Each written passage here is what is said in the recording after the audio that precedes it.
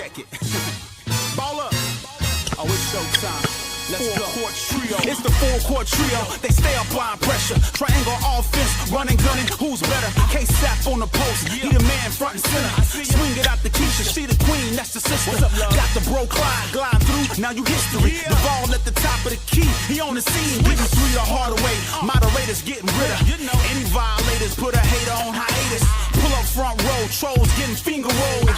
Block your shot at the rim, Matumbo. No, no, no, not in my house. It's the big three. We talk the game the best. I need an S. Livest podcast, get your views up. I average a triple double, sending you players back to the huddle. Keep your rebuttal, stutter step and cross you over. No look past behind the back, you on the post. Money, talk that talk, just be ready to pour confetti. Kiss the rings of the chest, that's legendary. The numbers don't lie, most valuable podcast. Fast breakdown through the lane, steam dash. Money, it's the four-court trio. We're applying pressure. Yo, the bro Clyde, the sister Keisha, the queen. Duval, K-Sap, y'all know what time it is. Introducing four-court trio. We up 3-0. What's up? This is three-peat, 3 in a row. It's the four-court trio. We up 3-0. It's the three-peat, 3 in a row. Let's go.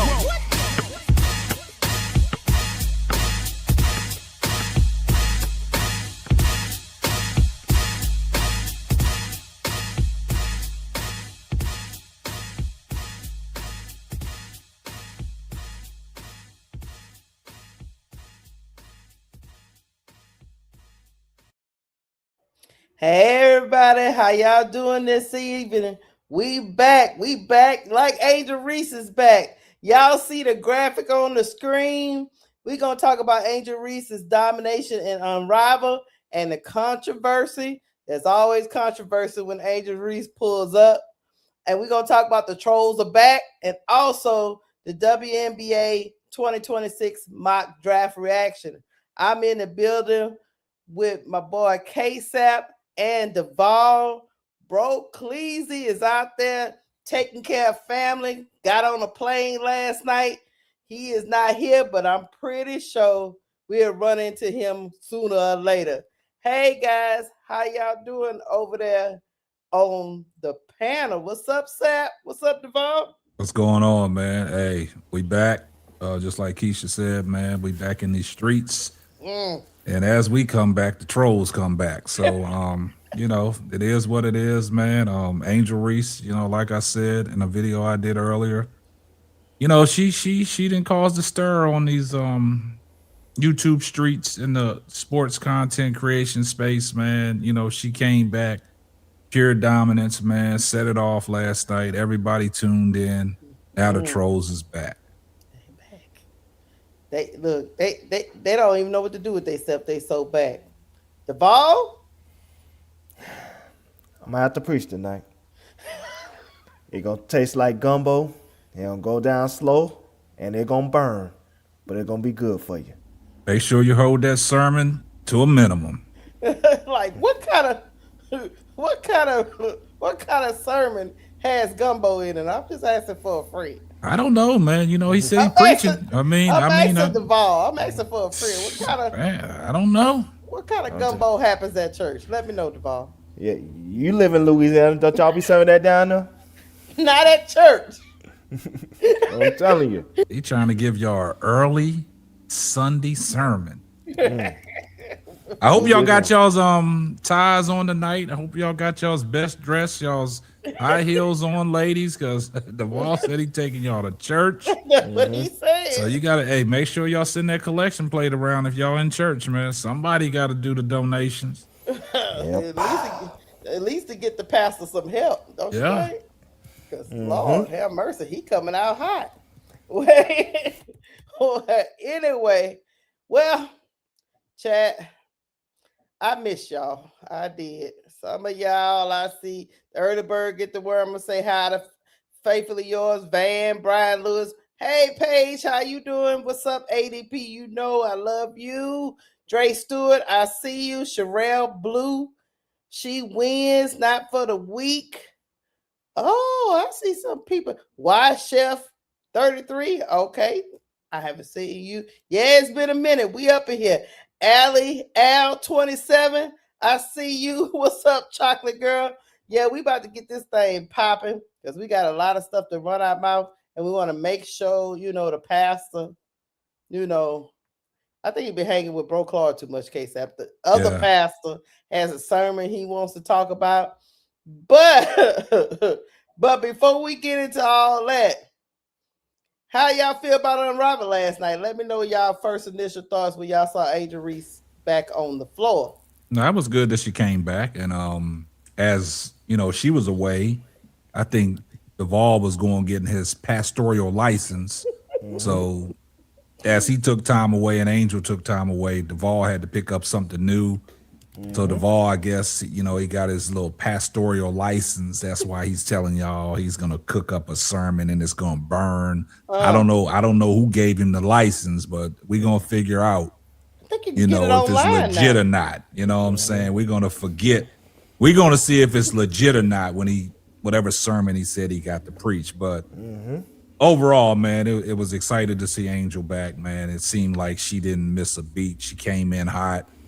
I thought she was going to be a little rusty, and I think that's why, Noel kept her on the bench. She only played 10 minutes, but in them 10 minutes, 13 and 8, you can't ask for nothing, less than that.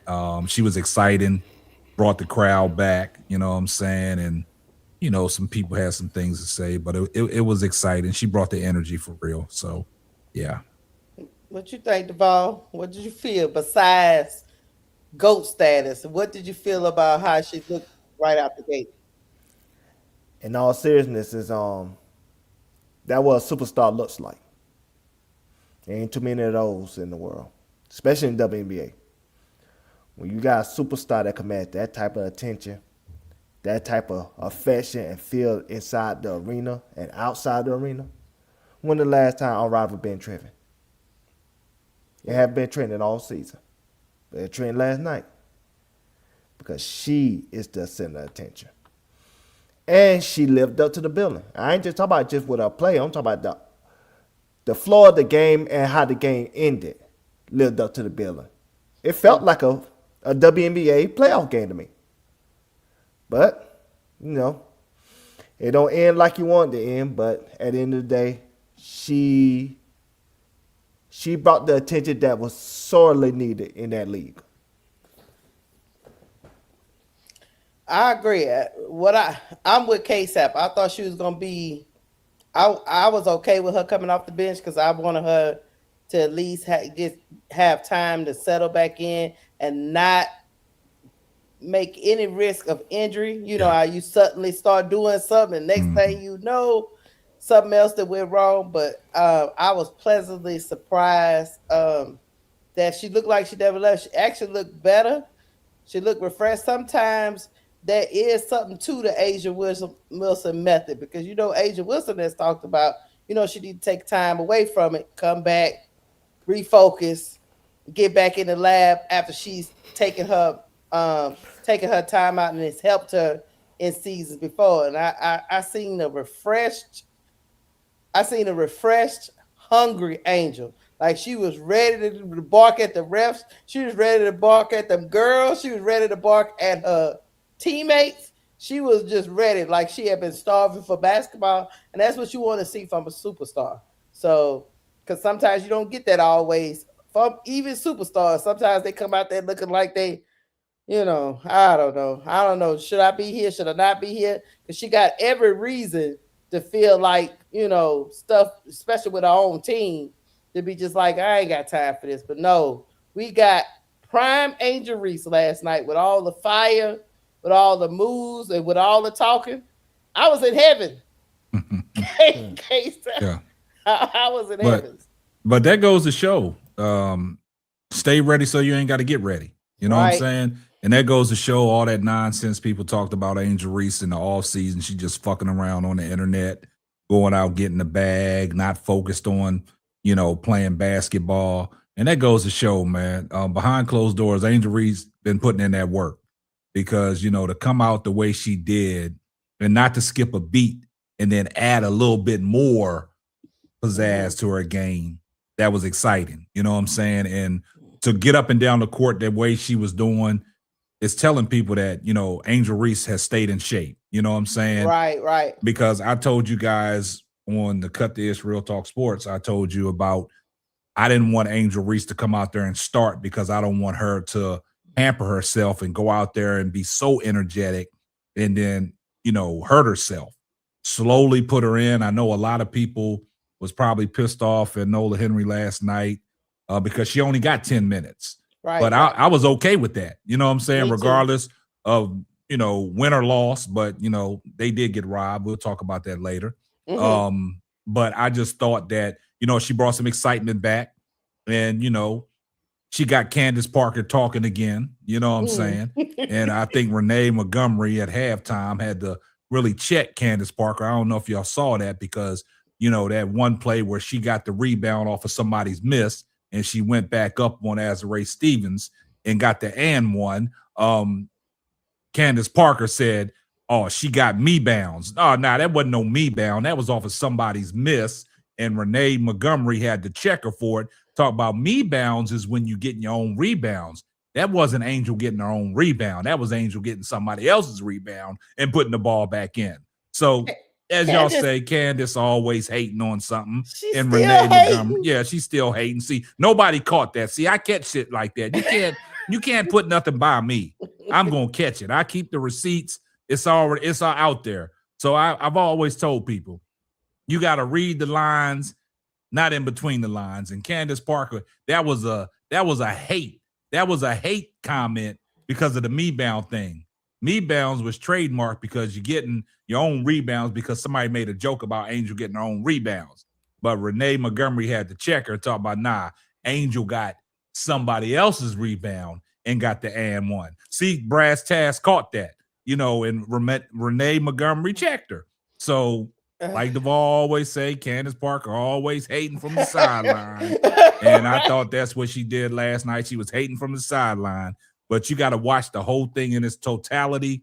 You even got to watch some of the commercials leading up. You got to read into all that shit. But I watched that halftime, and I had to watch what Candace Parker had to say. And I said, oh, she tripping again. But I'm glad Renee Montgomery called her out. I'll be trying to tune out old Candace Parker because she say so much. I don't understand. Well, I do understand it, but I don't understand why she continues because we get it. There's seem like a little jealousy, a little hate there. Yeah. But to continue to do that and make people check you, Renee Montgomery called her out. Well, I'm glad. Angel's best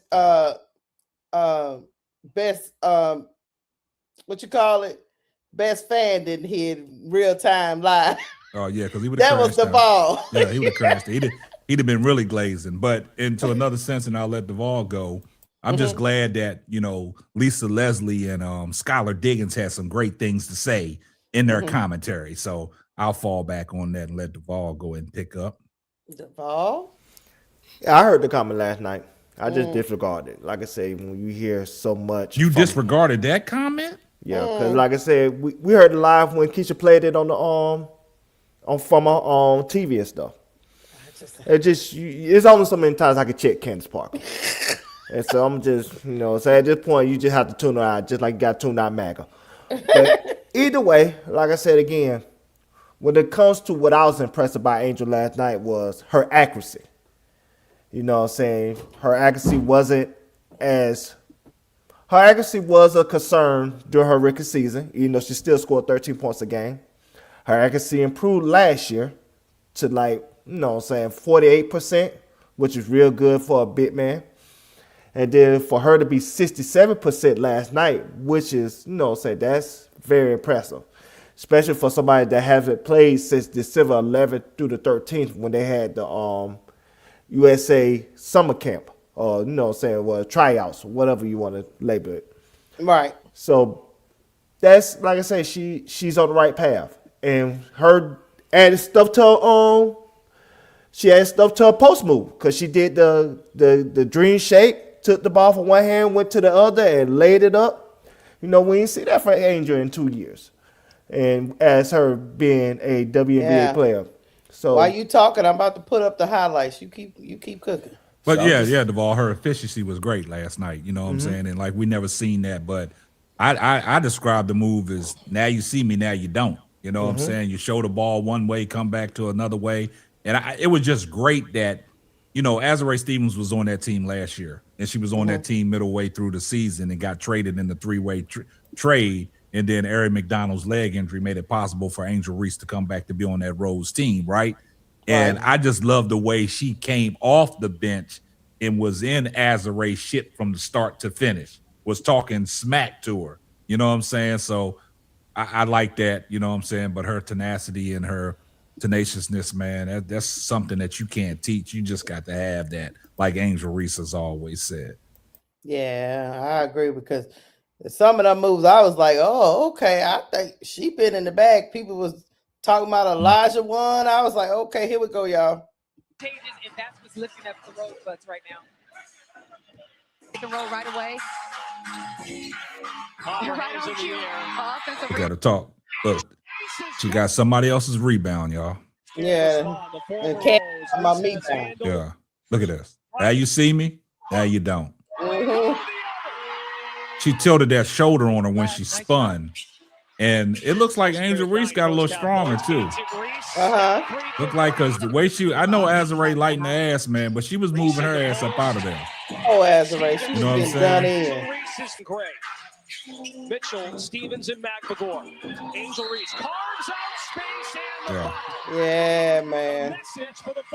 He ate Azzi's lunch. She gave me a look too that many of you couldn't see at home. Clean up on Angel Reese. And Azzi is taller than Angel Reese. Yeah, But she likes ass. But Angel, I last night I saw Angel tilting that shoulder a little bit and getting that defender off of her.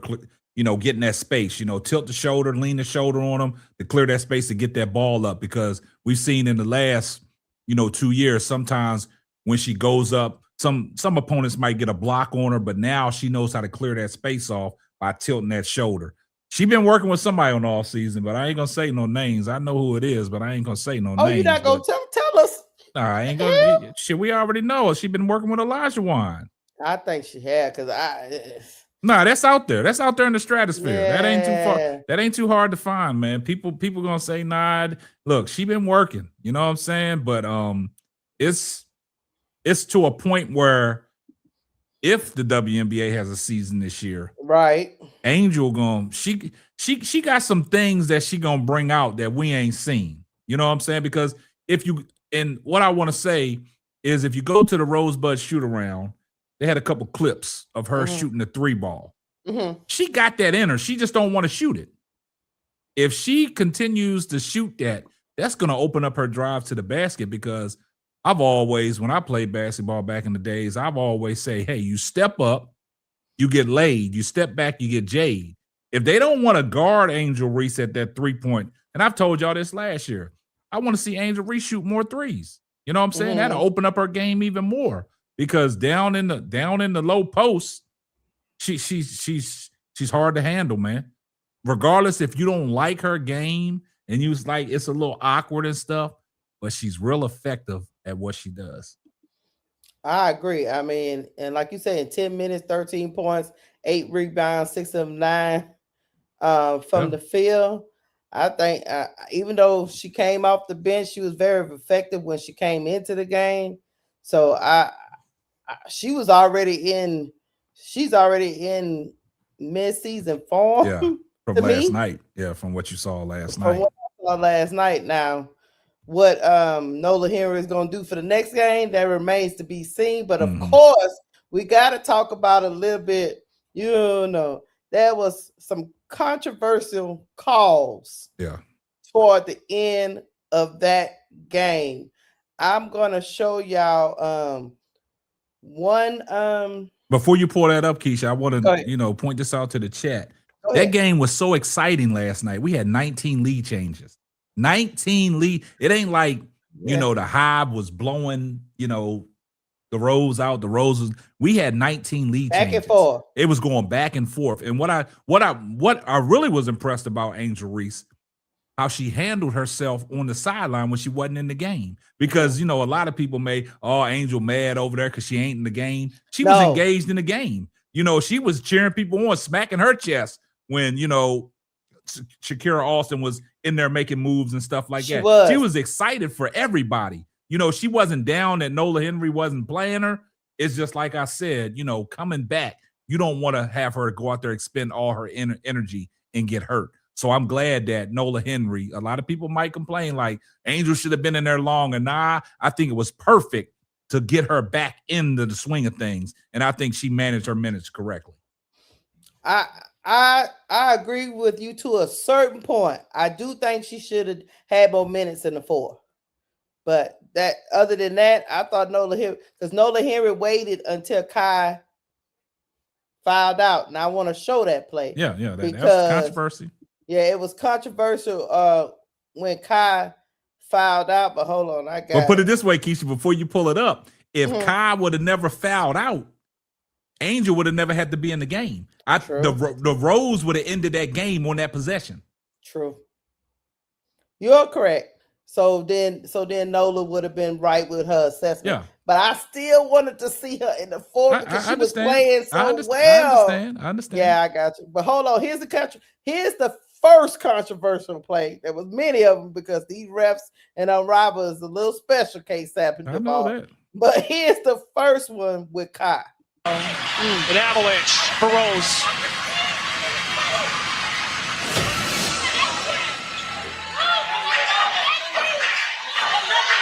Was it on Shakira? Oh, maybe a flail that got Sony in the mouth. An avalanche for Rose.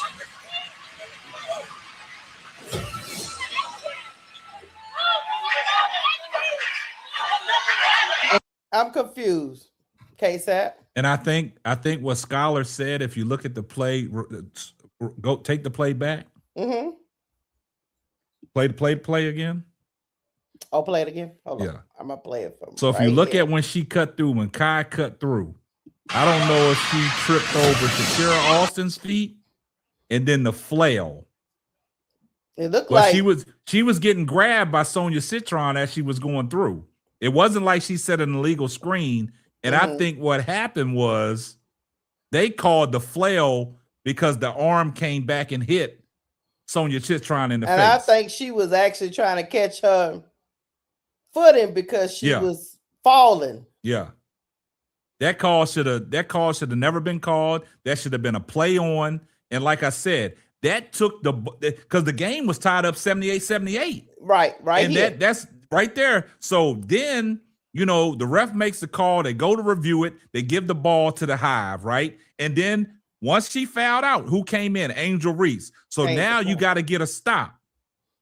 And then I'll let you go from there because we'll let Duvall break down the next play. Okay, hold on. Let me pull up the next play. The other controversial call. That means, look, chat, Kai got put out.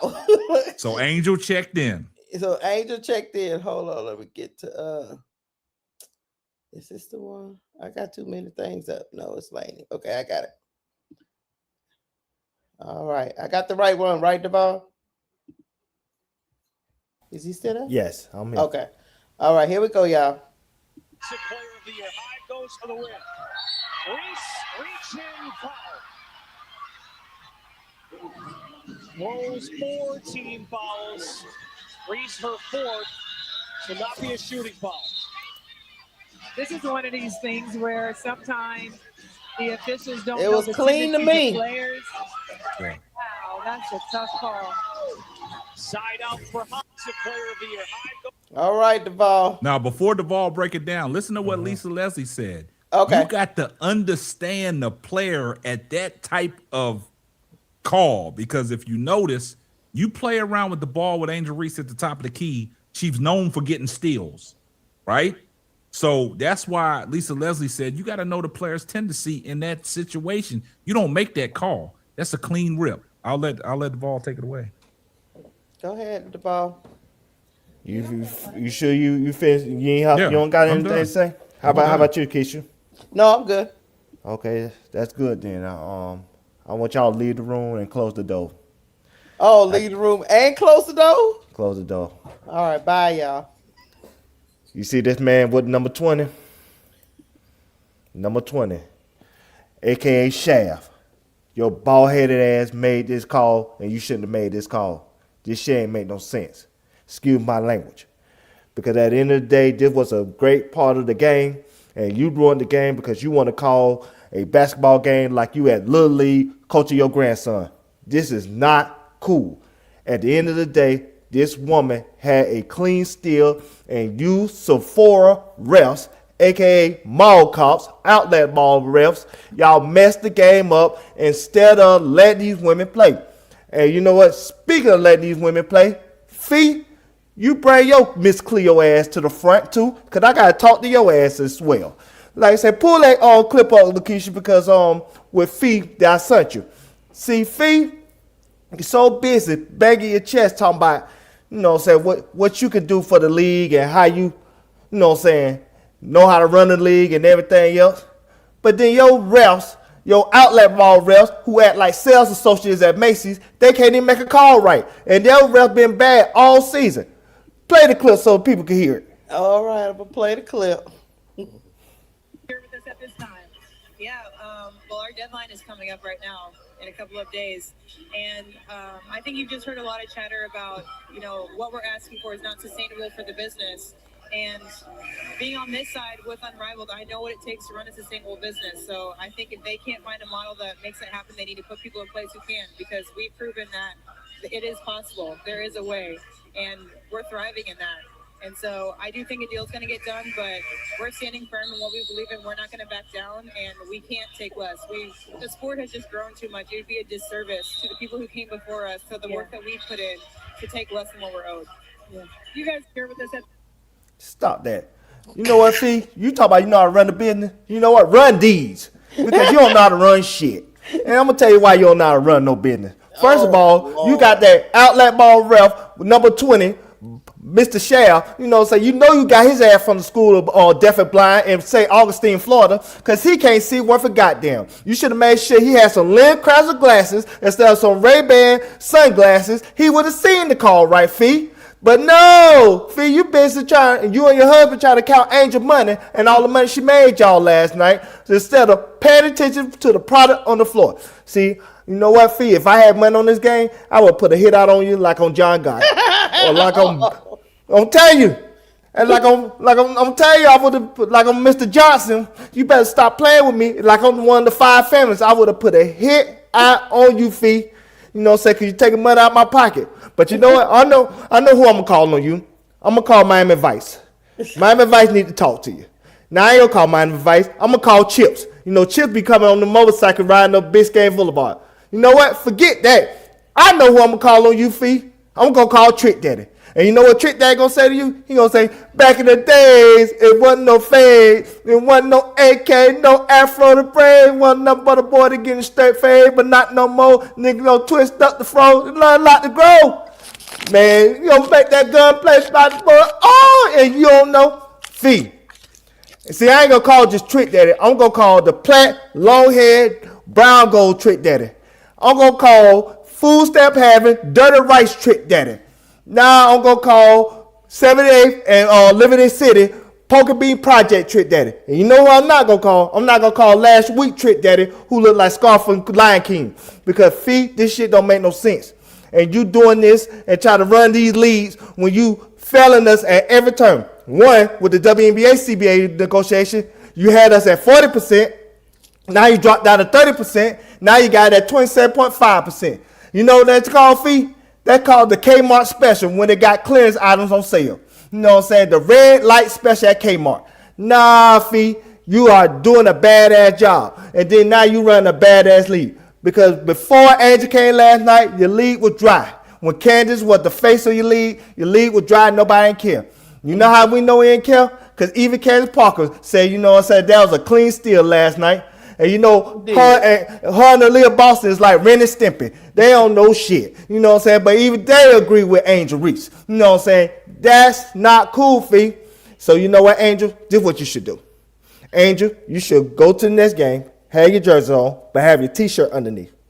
And before you tip the ball off, if they start you, because I'm already mad because they bench you for, Shakira Austin, a.k.a. Kool-Aid Head. You know what I'm saying? But that's okay.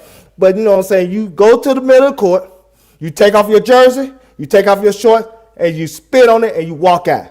And you don't have to feel ashamed of walking out because at the end of the day, you walk down that runway and on Paris with your Victoria's Secret underwear and stuff like that. So nobody wouldn't feel offended if you do the same thing with Rival. And then as you walk out, you go into the locker room and you find Lil Boston Dog and you kick that mother. You know, so you kick that ragged ass dog and you tell Rival good night. You know what I'm saying? I don't like that dog just like you don't like the dog. But at the end of the day, Angel, they doing you a disjustice. They doing you an injustice because you should not be discriminated like that when you had a clean steal and they did not call the game correctly. At the end of the day, this is not right. And you know what I'm saying? Fee, what you don't understand, people like me and Laney and all my Twitter friends, we all came back to the TV to see Angel play. You know who else came back to see Angel play?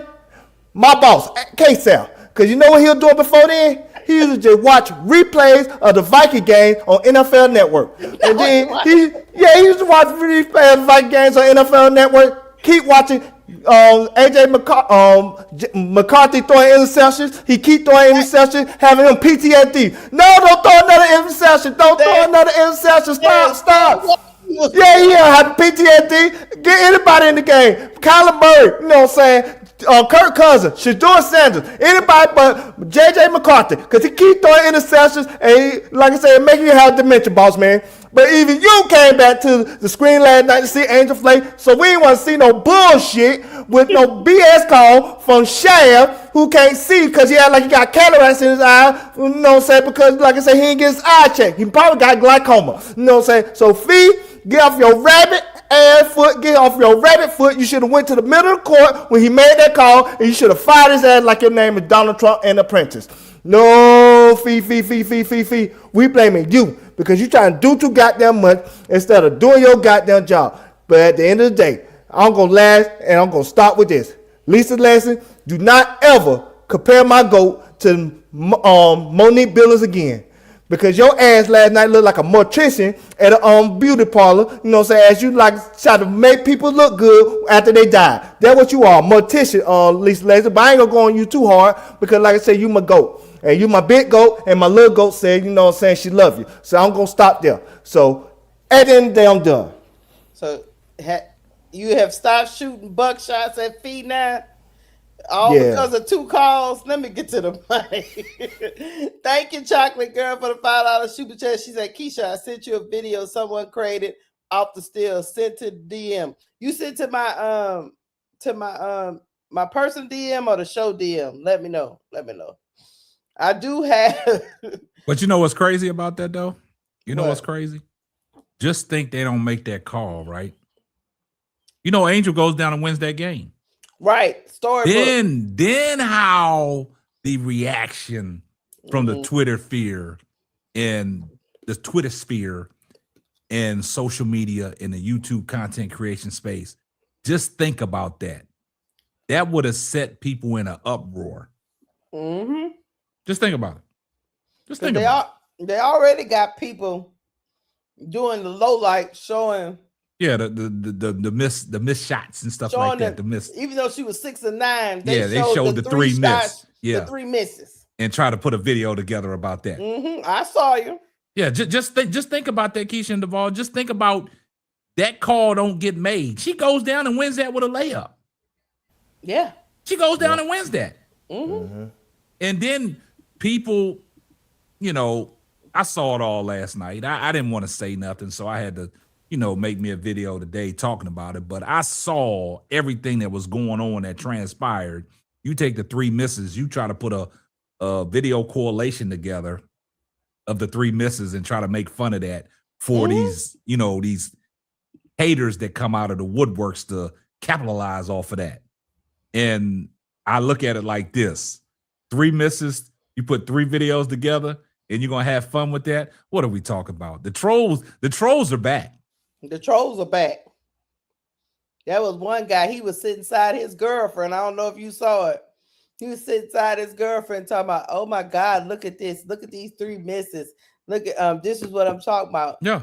This is the type of basketball y'all want to see. And people in the comments like, everybody missed layups, bro. What you're reaching, bro? Like, but these trolls are not They not gonna ever let up. Oh, nah. Some things you just gotta accept these days, man. Them trolls and haters, they gonna be there because now you look at these content creators, they slowly trying to come back in the door. You know what I'm saying? They're trying to capitalize off of anything they can capitalize off and see if you look at it. The people that hate on Angel Reese are secret admirers. They are. Here's my thing. If you didn't follow her, how do you know she back? That's what I'm saying. They secret admirers. You know what I'm saying? They hating, but they secret admire. They love Angel so much, they ready to come back to talk about anything that she does, man. Yeah. It's great. Hold on. I wanted to show you. Duval had this. This was a compilation of all the steals she had prior to this. And but these refs, man, where do the Unrivaled get their refs? Did they get their refs from this WNBA pool? I don't know how they select them, but Keisha, it's good that you pointed that out because you go back and look. I see that video that you're about to play, but you go back and look at a regular WNBA game with the Chicago Sky and the New York Liberty. That same steal she had on Sonia Citron was the same steal she had on Breonna Stewart at the top of the. I know. That's why I was going to show it. Hold on. Let me show it, y'all. It's only like 26 seconds. Hold on. Let me show you. 7. The lead has flip-flopped early. Same steal. But she did that in the regular season. Look, they're the same steal. Oh, Angel Reese, quick hit. 11. Israel ready with 5 points. Poked away. And that's what By 8. Dallas is led by 6. pull-up game today. Same steal. Shot clock inside of 8. Nice poke. Reese. Vandersloot down. 7. The lead has. So like I say, that's why I asked that question. Where they get their refs from?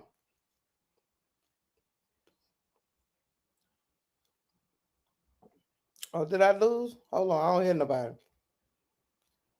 Nah, I'm good. I just wait for my turn. Go ahead. Oh, go ahead. Nah, it's on you, Duval. I just sent you another play that's similar to what I just sent you just now, which would show exact, like frame by frame of a steal that she had that they did call one time and they didn't call another.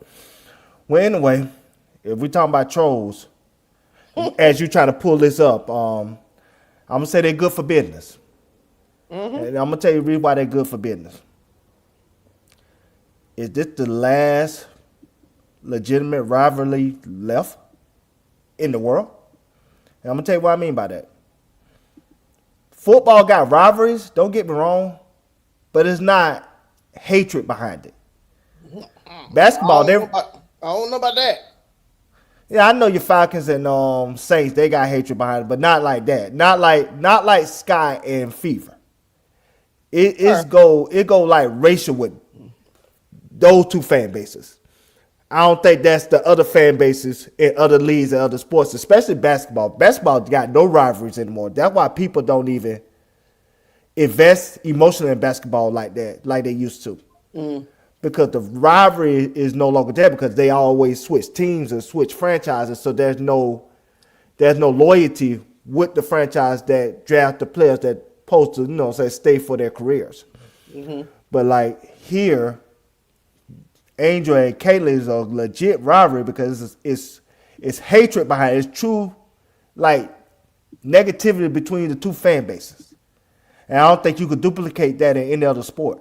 Even with Yankees, Red Sox in baseball, I don't think they had that type of hatred like it used to.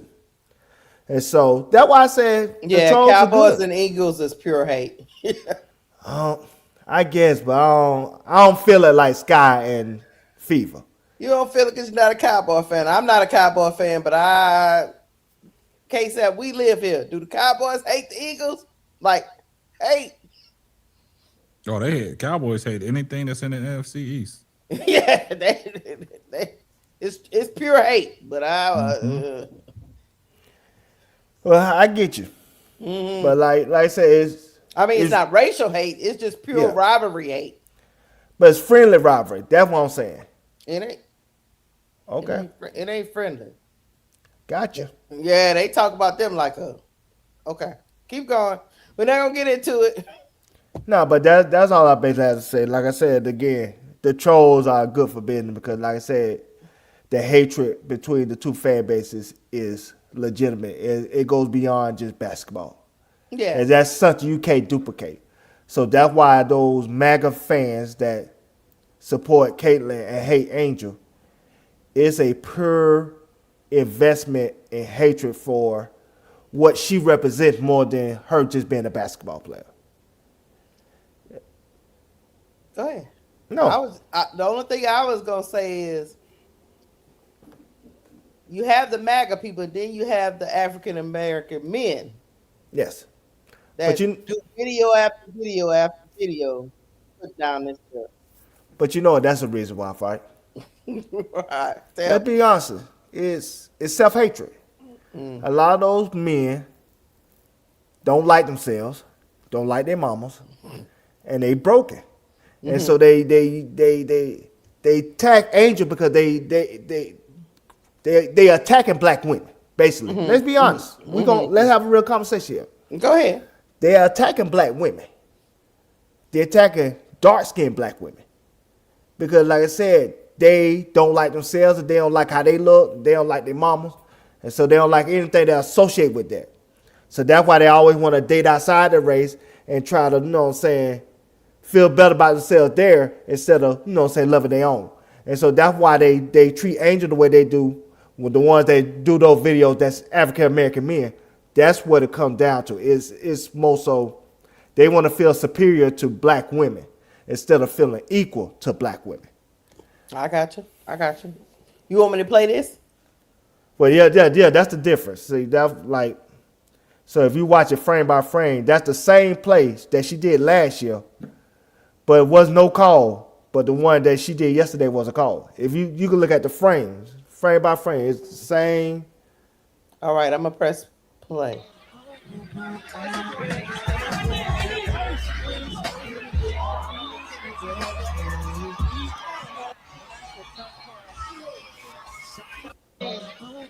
Look, the hand on the back. See, same thing. So we really do have to go beat up Fee. I told she hired those refs that that ref at the YMCA. That's what she did. She hired those refs that's associates at Macy. They don't got no real job. I asked that question. I don't know where the refs come from. That is, are they getting them? Are they getting the refs from the W? Because Fee, that'd be kind of crazy because you was complaining about the refs from the W. But I think they all in the same pool. I don't know. You sure about that? Because you live like WNBA refs. They get their refs a lot of time for college. And they let them get promoted and graduate and become WNBA refs. So are Fee getting those same type of refs from the same pool? Or is she getting her ref from Division 2 or Division 3? I looked it up. It says referees. It's got to be WNBA refs because WNBA's not playing. So them refs are reffing and unrivaled. So I don't think it's no different. I think they getting them from college and the WNBA refs. So I mean, if you go, he's number 20. If you go Google referee 20, because I think they all wear the same numbers every time they ref. So I guess he's not hard to locate in who he is, because if you look at particular NBA refs, they have the standard refs, you know what I'm saying? But some of them, they ref the G League games too. Yeah, this thing on Google said refs from the unrivaled 3-on-3 generally come from the same pool of high-level talent as NBA and WNBA officials. These referees typically train and gain experience in the G League. So yeah, they get these refs from the same pool of refs. It's not no special ref pool different from the W, the NBA, probably some college, because a lot of the college refs are WNBA refs too. Yeah. So yeah, but it's the same pool. Because when you in the reffing, man, you got to go through certain certifications to pass to get on that level. You know what I'm saying? So they're not just gonna put anybody in there, because if you look at it, I don't know if people remember Smush Parker that used to play for Lakers that went to Fordham. You know, he's trying to be a referee. You know what I'm saying? But he's only reached a certain level. You know what I'm saying? He's trying to become an NBA official, but he hasn't advanced that far. So he's doing like, you know, pickup games and stuff like that to try to get his feet wet. So like you said, Keisha, them refs, they coming from a pool of the WNBA and college. So I don't think they just going to throw anybody in there to ref. But I guess, you know, reffing these 3-on-3 games, some of these refs just look bad, you know what I'm saying, on some of the calls that they're making. That's why it stands out to where you saying like, damn, where are they getting these refs from? Because some of these calls is just downright terrible. But a lot of people argued about the WNBA officiating as well. We sat here and covered a few live streams when the championship went on 2 years ago. We complained about the refs, you know what I'm saying? So these refs are just terrible in the like, if you really look at it, women's game is really hard to call, you know what I'm saying? Because you don't know what a foul is and you don't know what is not a foul, you know what I'm saying? So it's kind of crazy, but you know, these refs, man, they say they the finest officials in the WNBA and unrivaled. That's what they say. You know, but think about it, like if you running a league, in order for you to get different refs, you have to start your own referee association. These refs are coming from the same people that give them their license, and they have to, like K-Sep was saying, they got to go through certain protocols to get to certain levels, and you don't just throw all that out the window because you starting a new league. You have to get in the business of certifying refs yourself. Hey, because them refs, they make pretty good money. They make pretty good money because we got an official from my hometown, Scott Foster. Y'all know a lot of people with Scott Foster then took a lot of heat in the NBA. Yeah. But you know, he makes good money. You know, that's Chris Paul's referee right there. They don't get along. Right. You know what I'm saying? And Chris Paul, recent video since he retired, said he ain't got to deal with Scott Foster no more. Right, you know what I'm saying? Because right. Tylil James they was doing a video together and he was talking about, I'll go get Scott Foster. He said, I ain't got to deal with Scott Foster no more. So, you know, Scott Foster been around for a long time, but you know, these officials, man, you know, they go through a lot, man. You know, they take happened to Joey Crawford back in the days, you know, him and Tim Duncan, things like that. So these refs, they get a bad name for, you know, some of the calls and the history that they have, but you know, it's a hard job to do, man. And I think that's why you see the same refs, the familiar faces, because, you know, get in the reffing school to pass and all that, to, you know, graduate to a level where you covering the WNBA or NBA or college, you got to be cut from a different cloth, man. Yeah, number 20 is out here right now on Unrivaled in this Breeze versus Vinyl game. He out here reffing right now. So, that's what I'm saying. So it's the pool they pulling from. They getting the refs that are available and that have, you know, refed on a high level. So it's crazy. Yeah, it's kind of hard. Quick question: you said the ref that had a problem with Tim Duncan. Who you said he was? I said Joey Crawford, but it wasn't Joey Crawford. I remember, you right. Yeah, it was that. Joey Crawford, It was Joey Crawford because he was about to retire because David Stern had pulled him to the office. Yeah, pulled him to the office, yep. But we can name other refs that like Adam Silver had talks with old buddy. He had talks with Scott Foster. Yeah. Yeah, Chris Paul was like 18 or something like that. So then you see there's a lot of female refs too. You know what I'm saying? They've been in the league. They crossed that border, but you know what I'm saying? So, I mean, it's very diverse, man, but it's not that many because you see the same familiar faces reffing these games, but there's only a few qualified that are able to ref like the NBA finals and things like that. You know, everybody don't make that cut. Yeah. That's the truth, because like remember you got Tim Donaghy that had the he was defensive game and stuff like that. And then you got John Alty that was he was a former mobster and he became a ref. Yeah. And so if you don't know about that, look up his story, and let's not forget Dick Lavetta. Dick Lavetta, They go back in the days, yep. And Tony Brothers, you know what I'm saying? Tony Brothers, that he was a great ref, you know what I'm saying? But like I said again, she got to do something better with this. I mean, if your league gonna make $40 million this year, hey, that's what she told us. Her league gonna make $40 million this year. You got to invest in more time in these refs. Because what you're not talking about, K-Sap, a lot of these refs is not full time. They got big salaries. Oh yeah, but they're not full time. That's not their only job. Yeah, I understand. But that's what I'm saying. Yeah. So my thing is, she need to make them full time. Because a cause like that is blatant. You can't make those type of mistakes, man. But just because I mean, I know it's a bad call out there, man. But I'm not gonna But just because I make you full time don't mean you ain't gonna miss. I'm not gonna put that on every ref though. You know what I'm saying? Yeah. And call every ref terrible. You know, it was 2 bad calls late in the game last night that cost the Rose BC club to lose. But that's beside the point. You pointed out it was a bad call. He knew it was a bad call because I know when they go into these officiating meetings at the end when they watch the tape and the review and they got to get assessed. You know what I'm saying? And they got to get critiqued on. What they did out there, it's gonna be brought to their attention. That was a bad call. You know what I'm saying? So yeah, it's a rough job, and nobody's gonna thank you for it, but you got to get it right. Yeah, hey, shit, you gotta be in the fire. You know what I'm saying? That's the profession that you chose. You wanted to be a ref. Everybody gonna come down on you. That's just like being a head coach or a coach of any kind of sports. You know, that's the chance you got to take. People gonna come down on you. So hey, Yeah, but I done seen a couple of people run up on. Is you running up on a ref? Okay, yeah. So yeah, it's a hard job. You got to get it right, and you're human.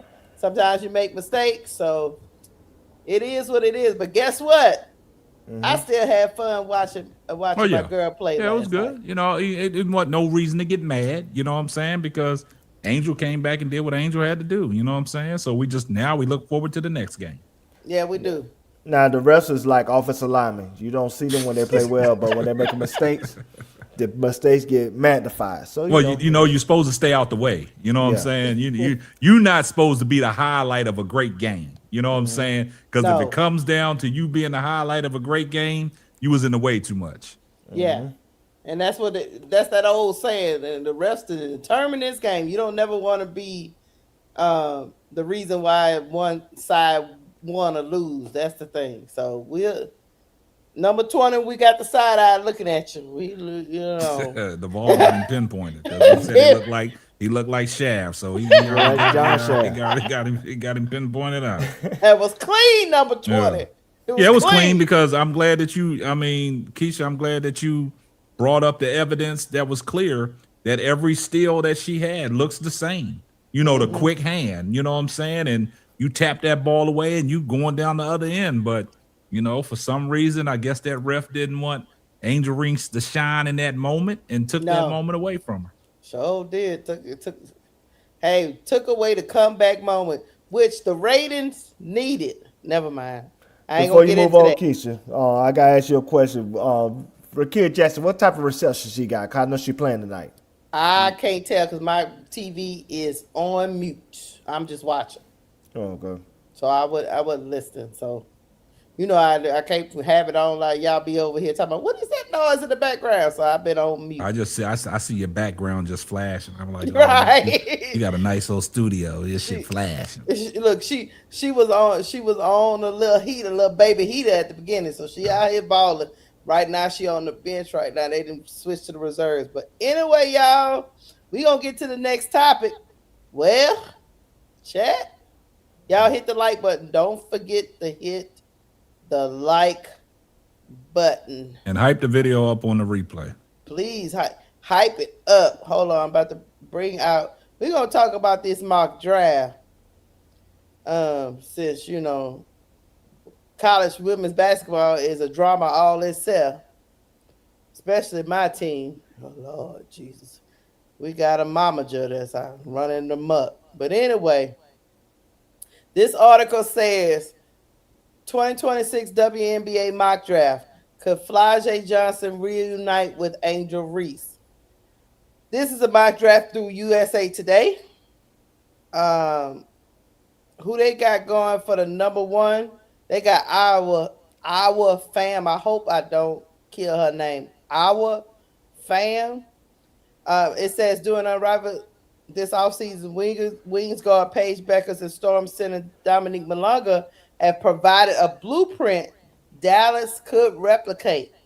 Beckers and Malonga's 1-2 punch has worked well, particularly with the post-entry passing and scoring opportunities. At 6'6", Fam could have the potential to duplicate that same setup. Fam is light on her feet and practically floats down the court, moving well in traffic. She also brings 3-11 score to Dallas. What do y'all think, K-Sap and Well, Duvall? my Because I've go ahead. always said I think Dallas should get a big, but everybody else was talking about Azzi Fudd. Go ahead, K-Sap. I put it this way, man. Mock drafts are mock drafts for a reason. And, you can come out and say anything about any player, but we know mock drafts don't go the way they supposed to go in the real draft. So I'm not going to put too much stock in it. I know that Dallas Wings are trying to, the blueprint, with Malonga. We've seen what Malonga is capable of doing and unrivaled. She's exciting. She gets the ball. She gonna yam that bitch. She gonna dunk it. You know what I'm saying? That's one thing. She gonna go up like the old Brittany Griner, when Brittany Griner was just relentless at the rim. Every time she got a chance, she would try to dunk it. But as far as the overseas player in Spain, Awa Fam, I mean, if that's what Dallas Wing want to do, you know what I'm saying? They do need a big. I wouldn't be surprised because, in these mock drafts, who's talking about who's going to go 1, 2, 3, 4, and 5 the way we was hyping it up last year, and then we got disappointed. You know what I'm saying? So that's why, I'm not putting too much stock in it. But as far as the Dallas Wings, I could care less what they do, and that's not my focus. You know what I'm saying? I mean, it's exciting if they do get her, but as far as that, I'm not going to put too much stock in it. But that's if they want to go big, if they see the blueprint that's working and they want to go big, then so have it. Go ahead and take her. But you know what I'm saying? That just goes to show that nobody's right when it comes to these drafts, because the draft never falls the way we want it to fall. And I'll go back to what I just said earlier. We put too much stock in it last year, and we all was disappointed. So I'm not gonna go down that route again. So I'm gonna let the chips fall where they may, and I'll fall back. Duvall, I'm gonna ask you this: do you think Dallas through with the girlfriend experience? Go ahead. What you think about with Azzi Fudd and Paige Beckers reuniting? Or do they go with Awa Fam? What you think? Paige Becker's the boss. She gonna get who she want to get. She gonna tell Kurt Miller who she want, and if she want Azzi Fudd, that means Kurt Miller gonna have to get a big in free agency. You better hope you get Secure Austin, cause Secure Austin a free agent. She can't guard with her shit, but she a free agency. You know what I'm saying? So you have to get somebody like her, and then go with Azzi Fudd, and then hope for the best. Because at the end of the day, Paige is the boss, and they treat Paige like she the boss. You know how I know they treat her like she the boss? Who her new coach is? Her new coach is somebody that Gino had a relationship with for over 20 years. He did. Gino told Paige, that's your coach. Paige told Kurt Miller, that's her coach. Guess who they got? Her coach. And so they're going to get the person that she wants. And that's good. And that's how you treat a franchise player. Well, Chicago treat Angel like a franchise player. I knew it was coming back to Angel. Yeah, no, we're going to get there if you would just continue on. That's all I got to say. Yeah, I think, in my opinion, Dallas can do whatever they want to, in my opinion, but I do see how she worked with Malonga, and I think it would be great for her to get a mobile, big, like Malonga, and Awa Fam is a 3-level scorer. I think she works with a versatile big really well, but that's just me. If you want to have the girlfriend experience again that didn't work last season, do what you want to do, Kurt. But this is a different girlfriend experience, though. So, I mean, I'm not going to. Do what you want. I get it. I get it. Paige is the boss. I get it. All right. Number 2, Minnesota Lynx. They have chosen Azzi Fudd. Me personally, I think that'd be a good pick for Minnesota. I agree. That'd be a great pick for Minnesota. I mean, we don't know how, Fee coming back from the injury. We don't know if Fee gonna be a shell of herself or is she gonna be a rejuvenated Fee coming off injury? Because if you look at women coming back from injury, it's a slow process. You know what I'm saying? And that's why I said my take on this. Azzi Fudd would be a great pick for Minnesota. But I think she fits them. yeah, too, but what Duvall said, if Paige is the boss in Dallas, then that just fucks up the mock draft. Yeah. You know what I'm saying? Yeah. So that means Azzi Fudd gonna go number one. A lot of people think Azzi Fudd is gonna go number one in the draft. You know what I'm saying? But that's why I said these mock drafts, you get disappointed because it's great fit when you read it and it looks good on paper, but it never unfolds like that. But me personally, I think that'd be a great pick for Minnesota, but it's always a monkey wrench in the draft somewhere. Duvall? Where'd Duvall go? My apologies. That's a great pick for Minnesota. You got to think about it. Kayla McBride is what? She going to be 36 coming up? Yeah, so she getting up there. So you're going to need a replacement for her. And like I said, if I don't give Cheryl Reed nothing else, I give her great amount of credit for being one of the most developed coaches in the WNBA. They say she has the best developmental system in the W when it comes to how she develop players and the ecosystem and the coaching staff she have around her that allow these players to flourish and be the best version of themselves. So I think a pick like that will fit great in Minnesota. I agree. We're going to keep rolling. All right. Seattle Storm, they have picking Olivia Miles. Now, This is tricky.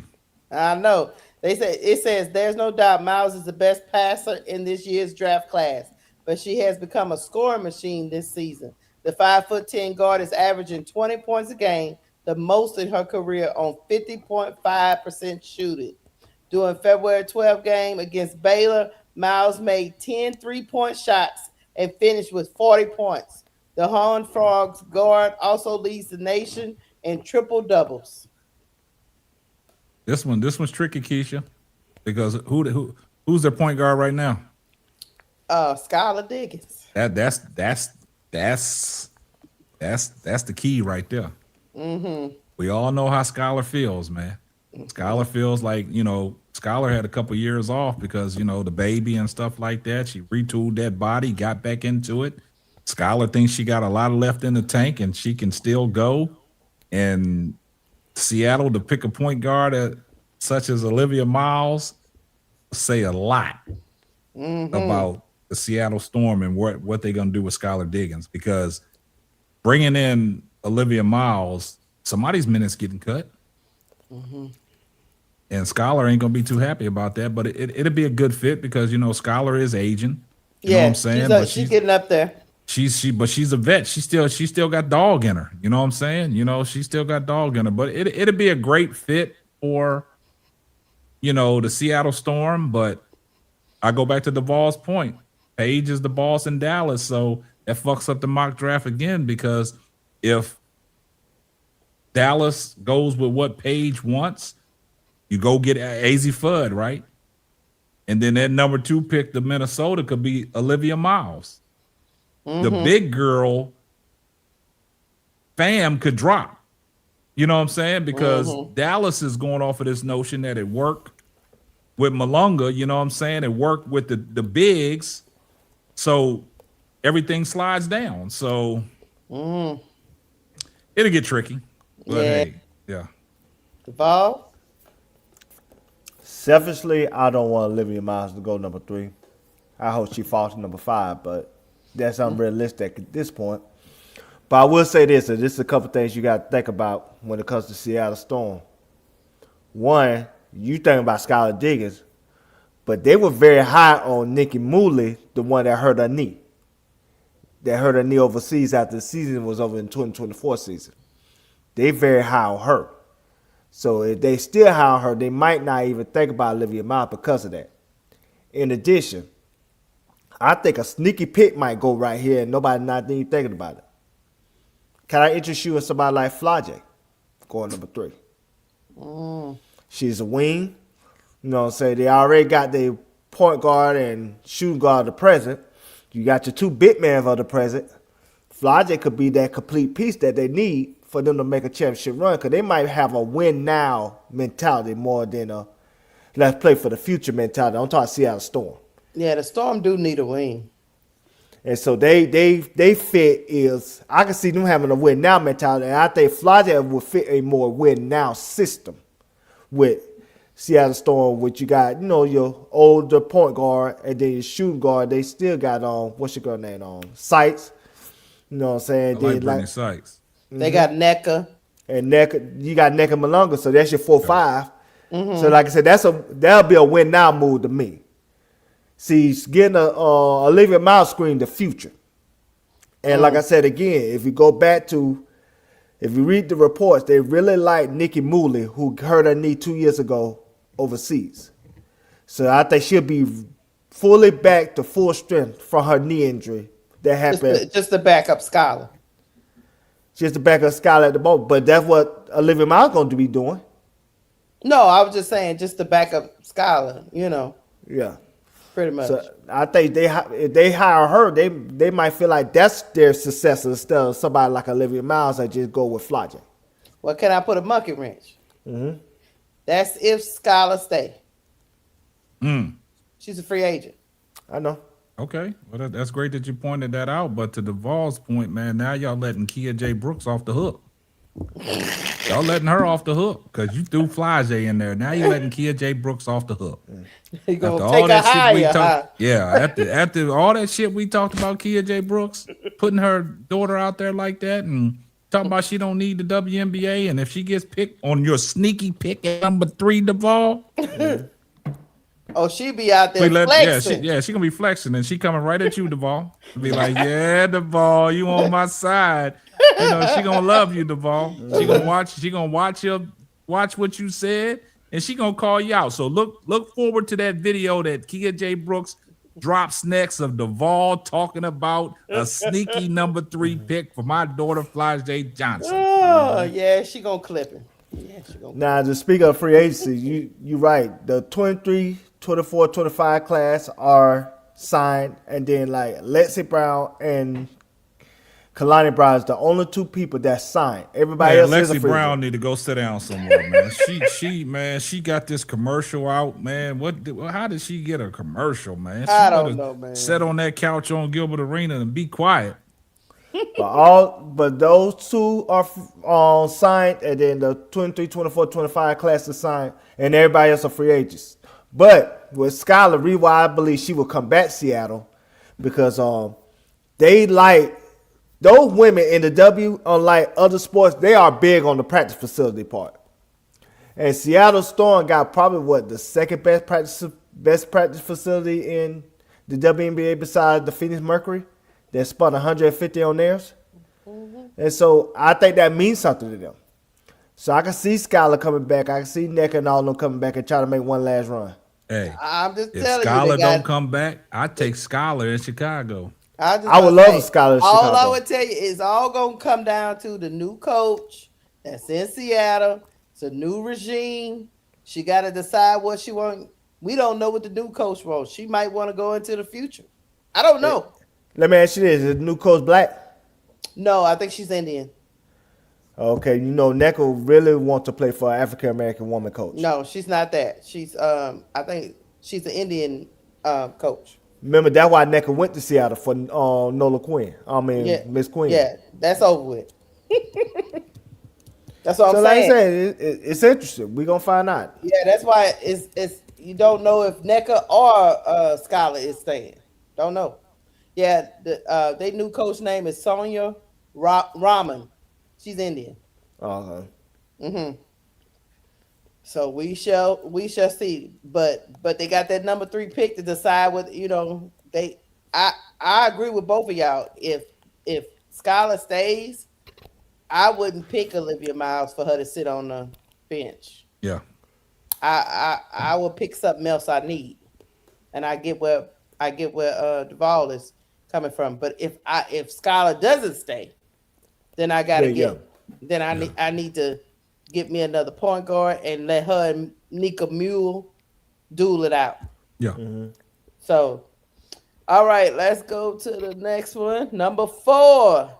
They got Lauren Betts going to the Mystics. I think that'll be that's probably one that would be a that's a great fit right there. You know what I'm saying? That's a great fit for Washington. You know, Washington Young, the youth movement, you know what I'm saying? What they got down there with Sonia Citron, the youth movement. I think they could use a big and Lauren Betts, but we've seen Laura Betts, get, destroyed, when you mucky the waters up. Now, in the WNBA, they can mucky the waters up, right? But I think that would be a good fit for the Washington Mystics. They need to get some size down there at the center position, and I think that will be a great fit, for the Washington Mystics. I think that size, because she can score in the post, but she can get moved off of her spot. But you got to understand, she's tall. You know what I'm saying? She can block shots. She can defend and she can score down in the post. So I think Washington Mystics youth movement, bringing in, more youth. I think that Lauren Betts, out of all the projections on here on the mock, I think that would be a perfect fit for the Washington Mystics. I agree with you because I think the Mystics are gonna move on from Shakira Austin. Yes. She has not had she due to injury, she has not had a sustained run in Washington. And I think they're just gonna move on, like you say, with the youth movement and be able to develop her right along with the coach and all the new players and Sonia Citron and all the new people that's running around there. I think that's what they do, and then they try to get some bargaining chip for Shakira Austin, and like Duval was saying, Shakira Austin might be the piece for Dallas. You just never know. But I actually like Lauren Betts at 4. What you got? What you think, Duval? That's a much needed pick. I don't say it's a perfect pick, but it's a much needed pick because, like I said, you got the youth movement. Y'all keep talking about Kiki and Sonya Central, but y'all not even talking about Georgia Amore. You know what I'm saying? She gonna be a great, we know about her. She just hurt. I know, but she gonna be a great point guard for them. And like I said, they still don't have a wing, but I see the vision when it comes to Lauren Betts in Washington. Can I interest you in this name? And this name might, surprise you, but because this person plays in Washington. Can I interest you in Stephen Dolson? She could be another version of Stephanie Dolson when it comes to her playing style. Stephanie Dolson is a better three-point shooter, which is something that Lauren Betts needed to develop. But other than that, as far as her post moves and stuff, like I always say, she's like a polished Camilla to me. As far as she's somebody that has plenty of post moves to use, she might not be as physical that she need to be at times, and she might not be as engaged as she needs to be at times. But like, I see the pick because it's a much needed pick, especially if you got somebody like Stephanie Dolson that can really teach her the game and help her develop to a point where she could be a serviceable WNBA player. I get it. I like I said, I agree with the pick. I think they built the nice trio of Sonya, Kiki, and then Betts, and then they got they even got JC Sheldon still running around there. and Amore is coming off an injury. I think it'll be a good thing. All right, let's go to the next thing. Number 5. They got Chicago Sky getting your girl Flage. Yeah, I mean, as far as basketball terms and a fit, Johnson, that's a good fit. Johnson does it all. As a 2 player, her skills could be coveted by a franchise like Chicago that needs additional shooting and perimeter defenders. Johnson's energy on the court is unmatched and comes to life in late game situation. It's possible the Sky could take a look at reuniting Johnson with her former LSU teammates, Angel Reese and Haley Van Lith, and see if their on-court chemistry can be developed further at the pro level. Man, Keith, you didn't have to read off them attributes, man. We already know what your girl Fly J bring to the table, right? But I will say this, and I said this the other night about when we was watching the game. You know what I'm saying? I want to see Fly J around that perimeter taking more shots because she's a shooter, right? She is. So as basketball terms, we've always said Chicago Sky needs shooting, right? So in basketball terms, it's a good fit. You know what I'm saying? If she's willing to get back to what people didn't see the other night, guarding people, running away from matchups, you know what I'm saying? So we need I agree. that from Fly J. But basketball sense, it's a good fit, but I don't want to go down that rabbit hole again. So, but in basketball terms, it's a good fit for the Chicago Sky. We've seen Angel Reese and Fly J playing off of each other, but I just think sometimes you got to bury the hatch, man, because you don't want that friendship that they're going through to seep off into that locker room. We don't want to see no crazy business. So, but at basketball terms, it's a great fit, but I wouldn't want to go down that rabbit hole. Well, unfortunately for the fit thing, everybody else they brought, never mind. Go ahead, Deval. The locker room ain't been too. Yeah. Whether they liked each other or didn't like each other. Didn't matter whether Angel was giving them beats and tennis shoes. They still turned. Never mind. Go ahead on, Deval. This is a horrible fit. It's a horrific fit. First of all, she going to a franchise that's dysfunction. She going to a franchise that's already in chaos and disarray, and they already having this infight with tug of war when it comes to Angel Reese and Courtney Vandersloot and Jeff P. So she going into that. She going into a coaching staff that don't know how to utilize players as of yet, because he didn't utilize Camilla and Angel and Haley Van Lith and all the other young players correctly. And then, like I said, with the Angel and Fly thing, the last thing we need is Akia Brooks having a Facebook Live every single day talking about the locker room in Chicago. Chicago already is out of place and out of sort. The last thing we need is Kia Brooks adding more fuel to the fire, adding more gasoline to the fire. We don't need it, don't want it. Like I said, if Angel have any kind of power in Chicago, which she don't, I would tell them, if you draft her, you might as well trade me. You know what I'm saying? Because at the end of the day, this is not something that's needed in a franchise that's already dealing with chaos.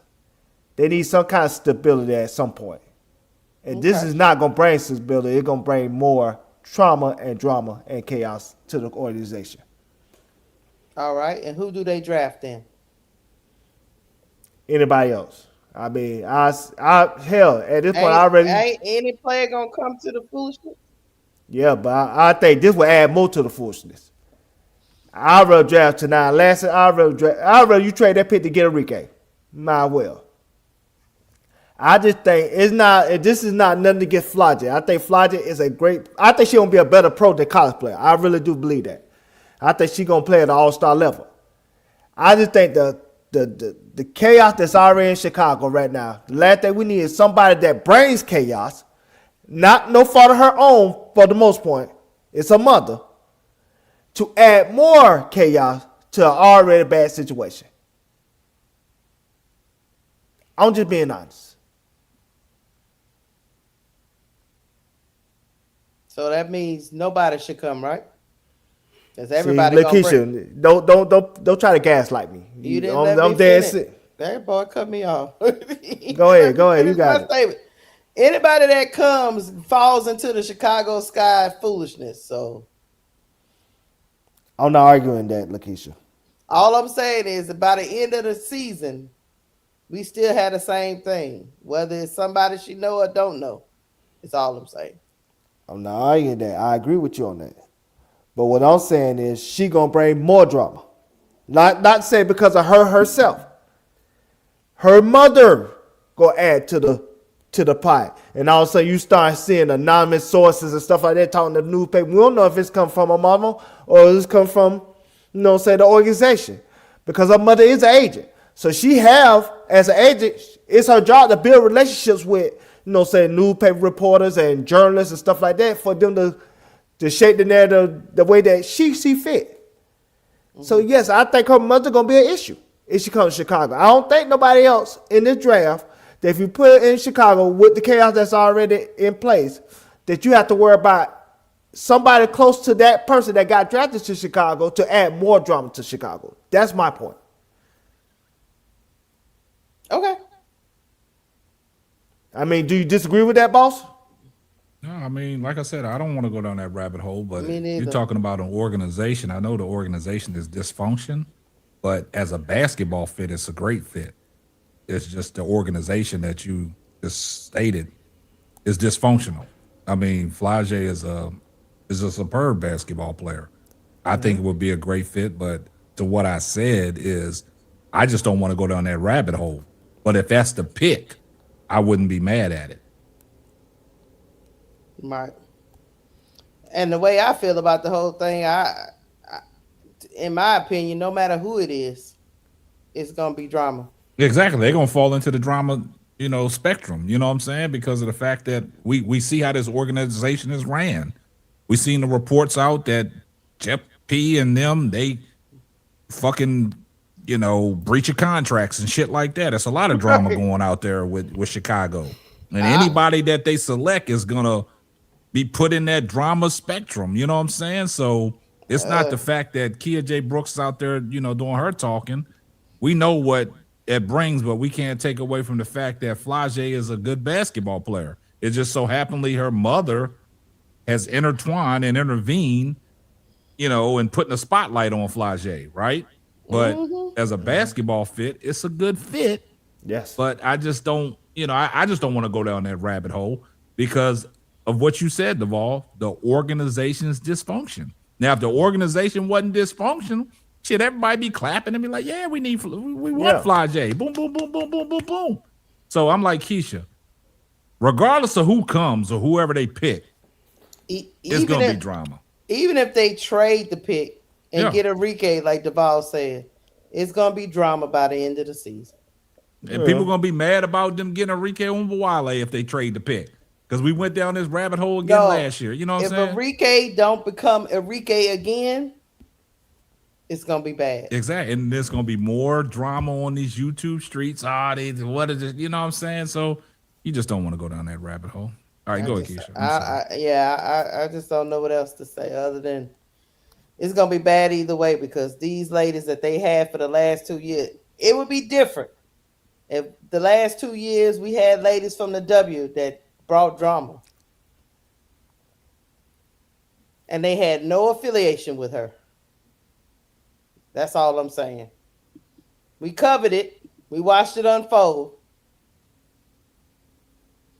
So anyway, going to number 6.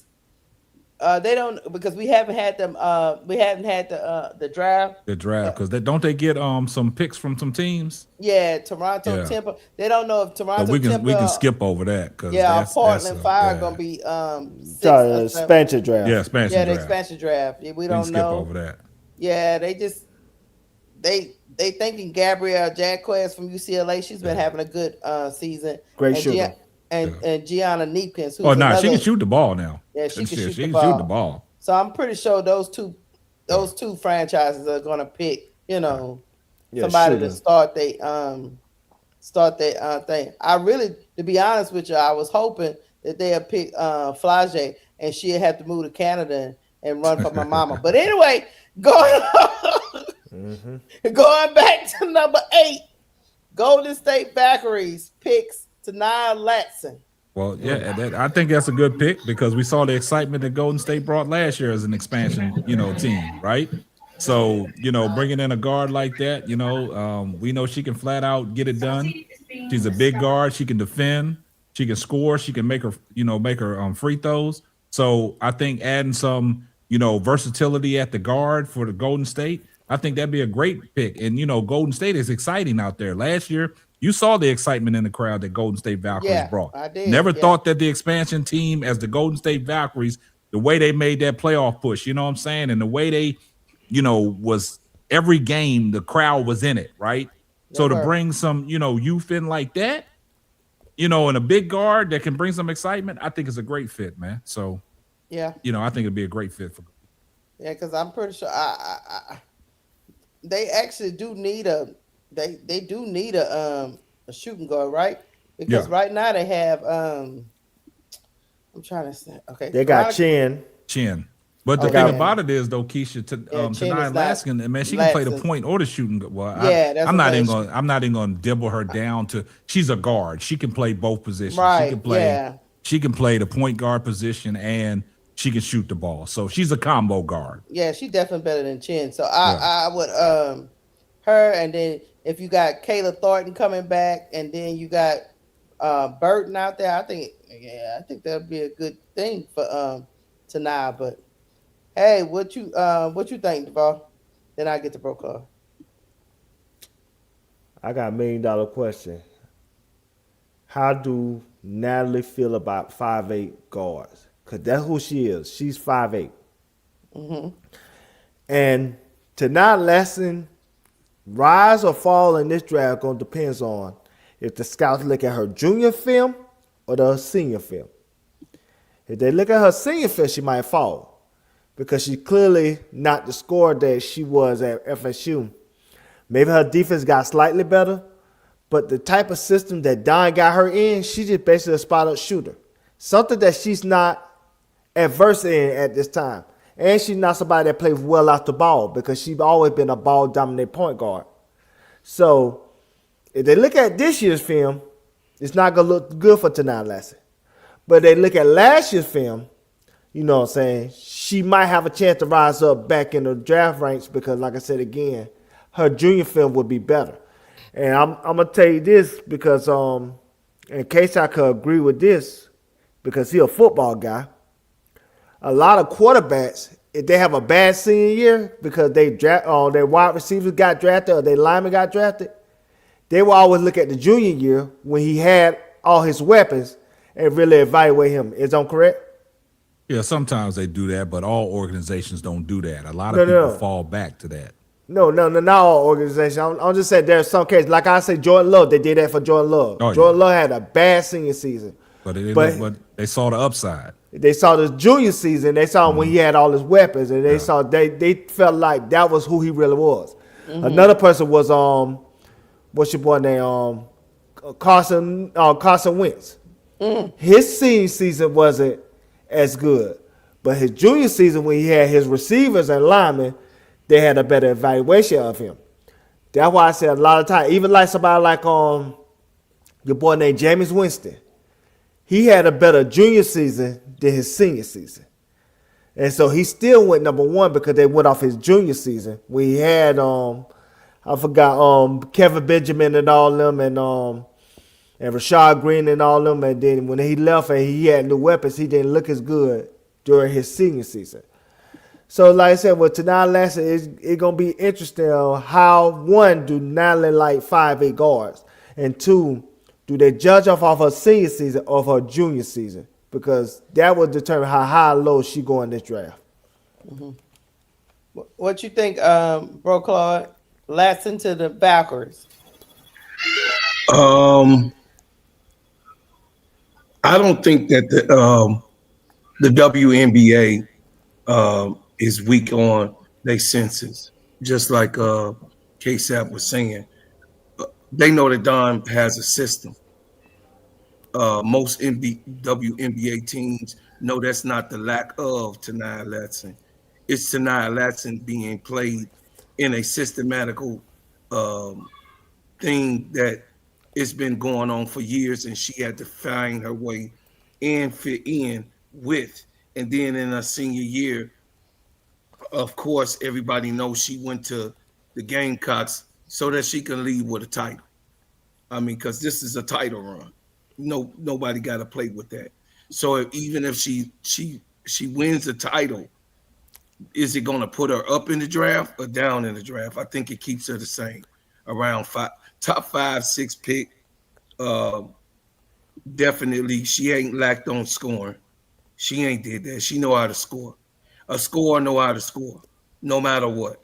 So therefore, because she's in the system, she has to fall back, just like Mike had to fall back, Kobe had to fall back.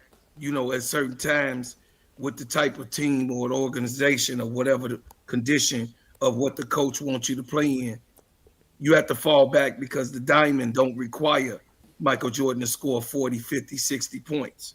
Kobe Bryant to score 40, 50, 60 points.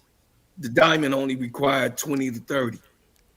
And then in his later years, he got at the end of like 30, 31. So the thing is that, when you in the system, a lot of people look at that in the WNBA is as if you're a coach with a system like Cheryl Reeves, can she play in my system? Can she play that? So I don't think that I think that the Valkyries will come up if they get her at number 8, but I think she's gonna go earlier than that. I think she's gonna the Valkyries would definitely be a dynamic for years to come because the way that girl Natalie then put the team together already for the first year is going to be a problem. So I land right there. I will say this: Latson is in a very unique situation. And I'm gonna tell you why. What this mock draft is showing you is this: they don't believe she's top 5, and if she's not top 5, the 6th and 7th spot are expansion teams, and they don't believe she is a player that they can build a whole team around, and that's why they dropped her to 8.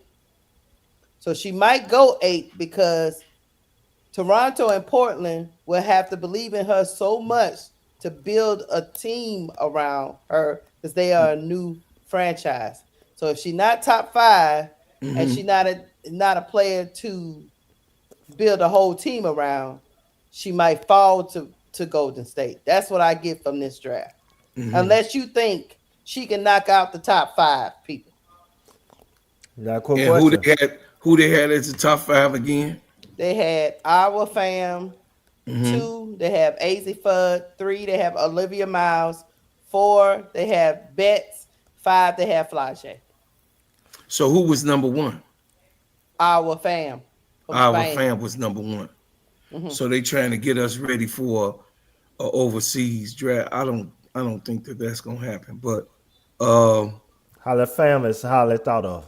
I get it. But traditionally, we don't draft overseas players as a number 1 pick. But I don't know. It could change. Things change. Things don't remain the same. But I think that either Lauren Betts or Azzi Fudd gonna go number 1.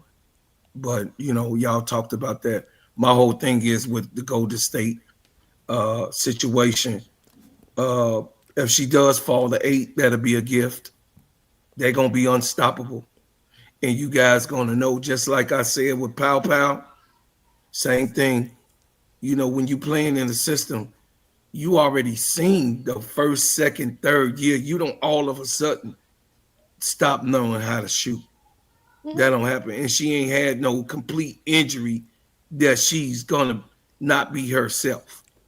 Yeah. She ain't had what Juju had. She got a little sprain this and they all get knickknacks in college. Bro, Claude, let me tell you. What's gonna end up helping Latson is because of Flage's mama, she might drop, and Chicago might take Latson at 5. She definitely ain't going to Chicago. So she definitely ain't going to Chicago. Latson might end up being in that top 5 just off of default. Nah, can I throw this scenario at you? Go ahead. You said Tempo and Portland want a face of the franchise player, right? They do. So somebody they could build around. What happened? They trade up to Chicago to get Flage. I don't know if the new organizations got capital to trade up. Yeah, they could trade up their future draft pick. They could trade up 2027 picks to But 2028 will picks. they? Or they could, mainly what they'll do is pick swap. So they probably move up one spot and then pick swap with the 2027 pick. Now I'm gonna tell you why. I'm gonna tell you what's gonna be interesting. We said Portland and Toronto, right? They might pick Rajay. That's what I'm saying. But no, they might trade up for her. Because think about this: who coached one of those teams? Sandy Brandella. You know, And, Sandy loves stars. And what's the other lady name? I can't. Nah, you said right there. That's all I Oh, want to I hear. thought you was talking about both of them. Okay. That's all I want to hear.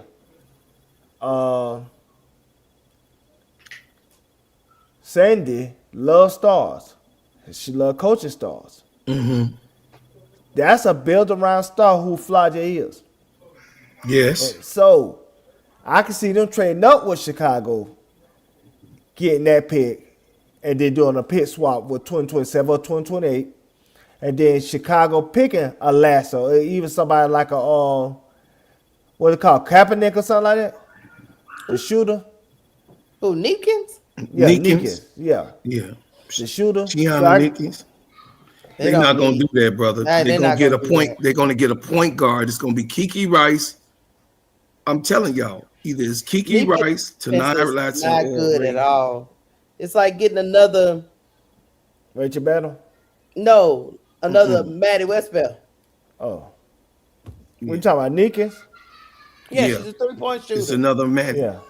Yeah. No, they're going for a point guard, brother, or two. One of they ain't really they plan on having what's the name come though. Well, we already said, we already know what they need: a point guard, they need a wing, They need a point guard, they need a two.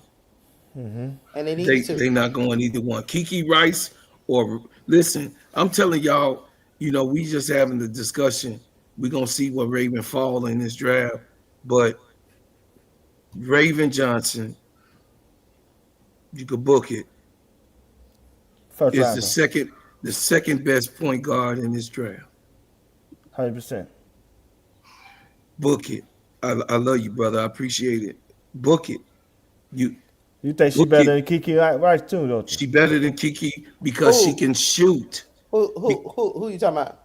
Raven Johnson. She can shoot. She shoots better than Kiki. Kiki can shoot. I'm not saying Kiki can't shoot, but she can't shoot like Raven's percentage. The way Raven takes ideal shots. She don't shoot because she don't want to shoot. Me and Keisha always talked about that. Keisha, me and her found that out last year when we were talking and just going over the game in the bracket games. Keisha said, I hope she take more than just choice shots. Remember when you said that, Keisha? Yeah, I just think Kiki is probably a better. Well, Kiki didn't did it longer than Raven. I'm just being honest with you. Yes. We can't pretend like that But Raven wasn't shooting for a while. Right. That's true.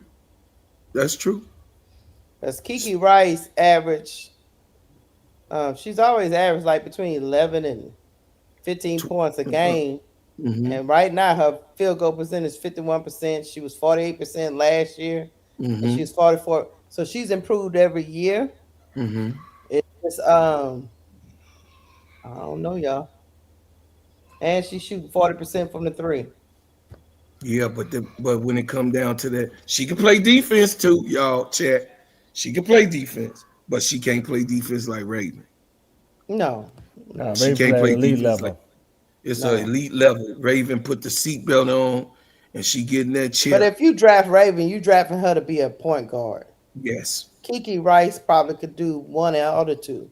Yes, but she has her inconsistent. She has her inconsistencies. She's never done well a longevity. What we talking about freshman, sophomore year, but being switched to the two. That's why she ended up getting the one job. If you remember, sister, that she took the one job because she got good handles. She's very versatile with it. She's 6'1", so she's a big point guard. You know what I mean? So I don't know. I don't know. Let's go to the next pick. Yeah, let's Go go ahead. to the next. Hold on. All right, the next one is who they have at number 9. They got Kiki Rice going to Washington Mystics. Oh, they're gonna be dangerous. I don't agree with that pick. Why? Don't you got Amo already and Citron?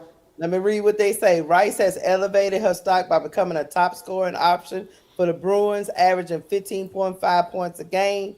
She's hitting shots in a variety of ways, whether it's driving to the basket, off the dribble, or in rhythm of catch and shoot.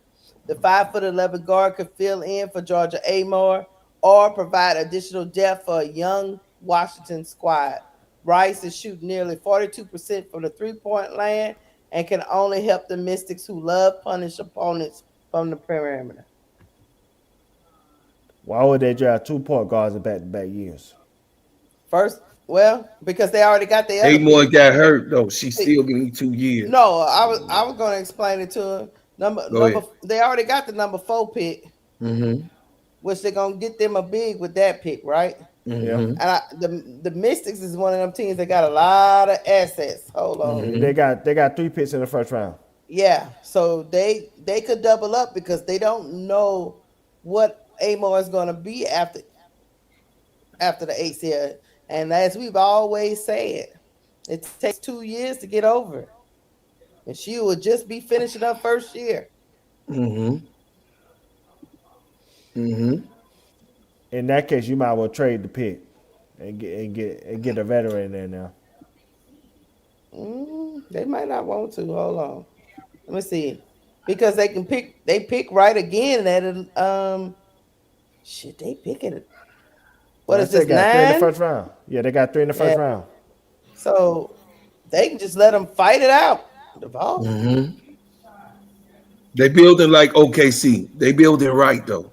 They want just let young. them They fight want it out. women. They need bench players too, so they might be just trying to let them fight it out at the end of the day.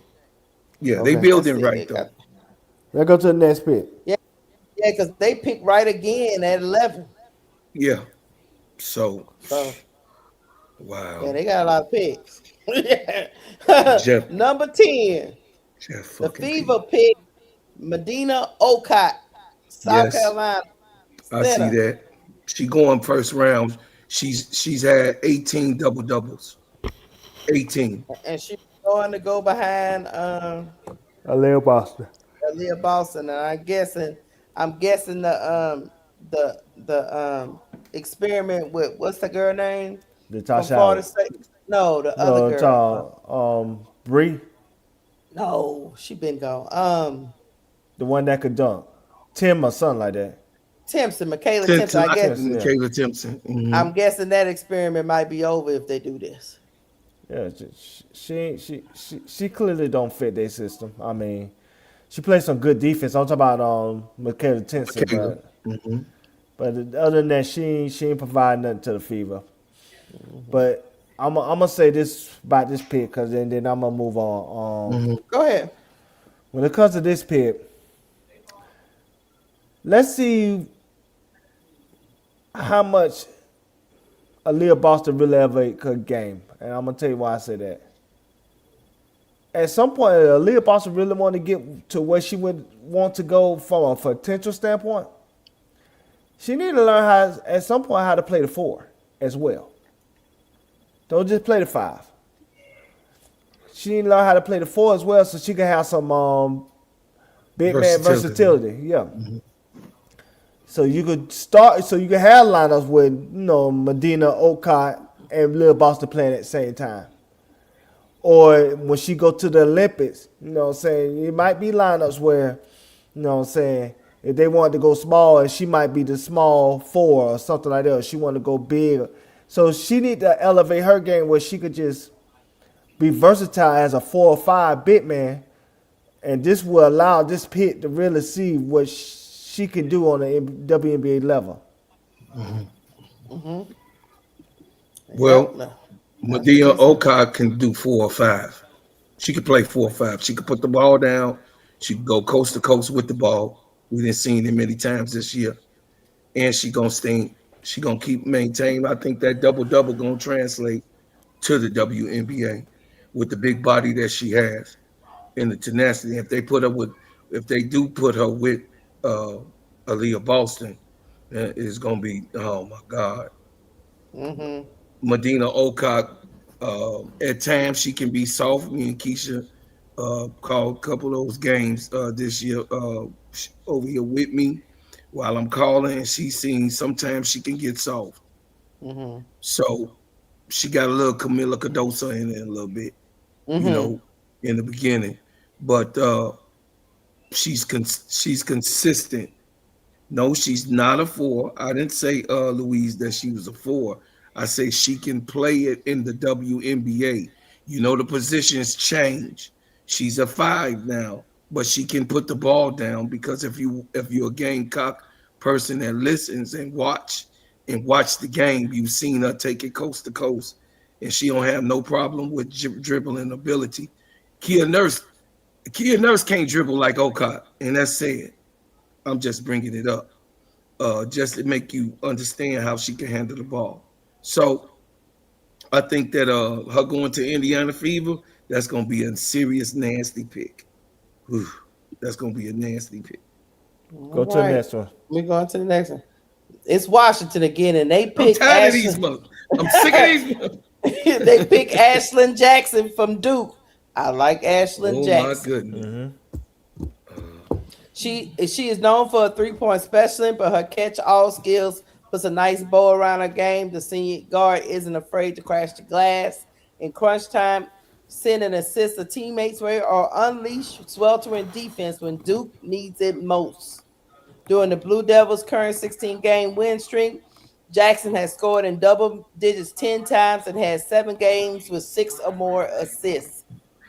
She could be a nice depth piece for the Mystics, who ranked 11th in points a game. Yeah, Ashton Jackson, Kara Lawson, them girls over there can play many positions. Mm-hmm. So They would can. get it if the Mystics pick her up. That would be another versatile player. Wing slash Yeah. one. Yeah. Yeah. She can Slash one. So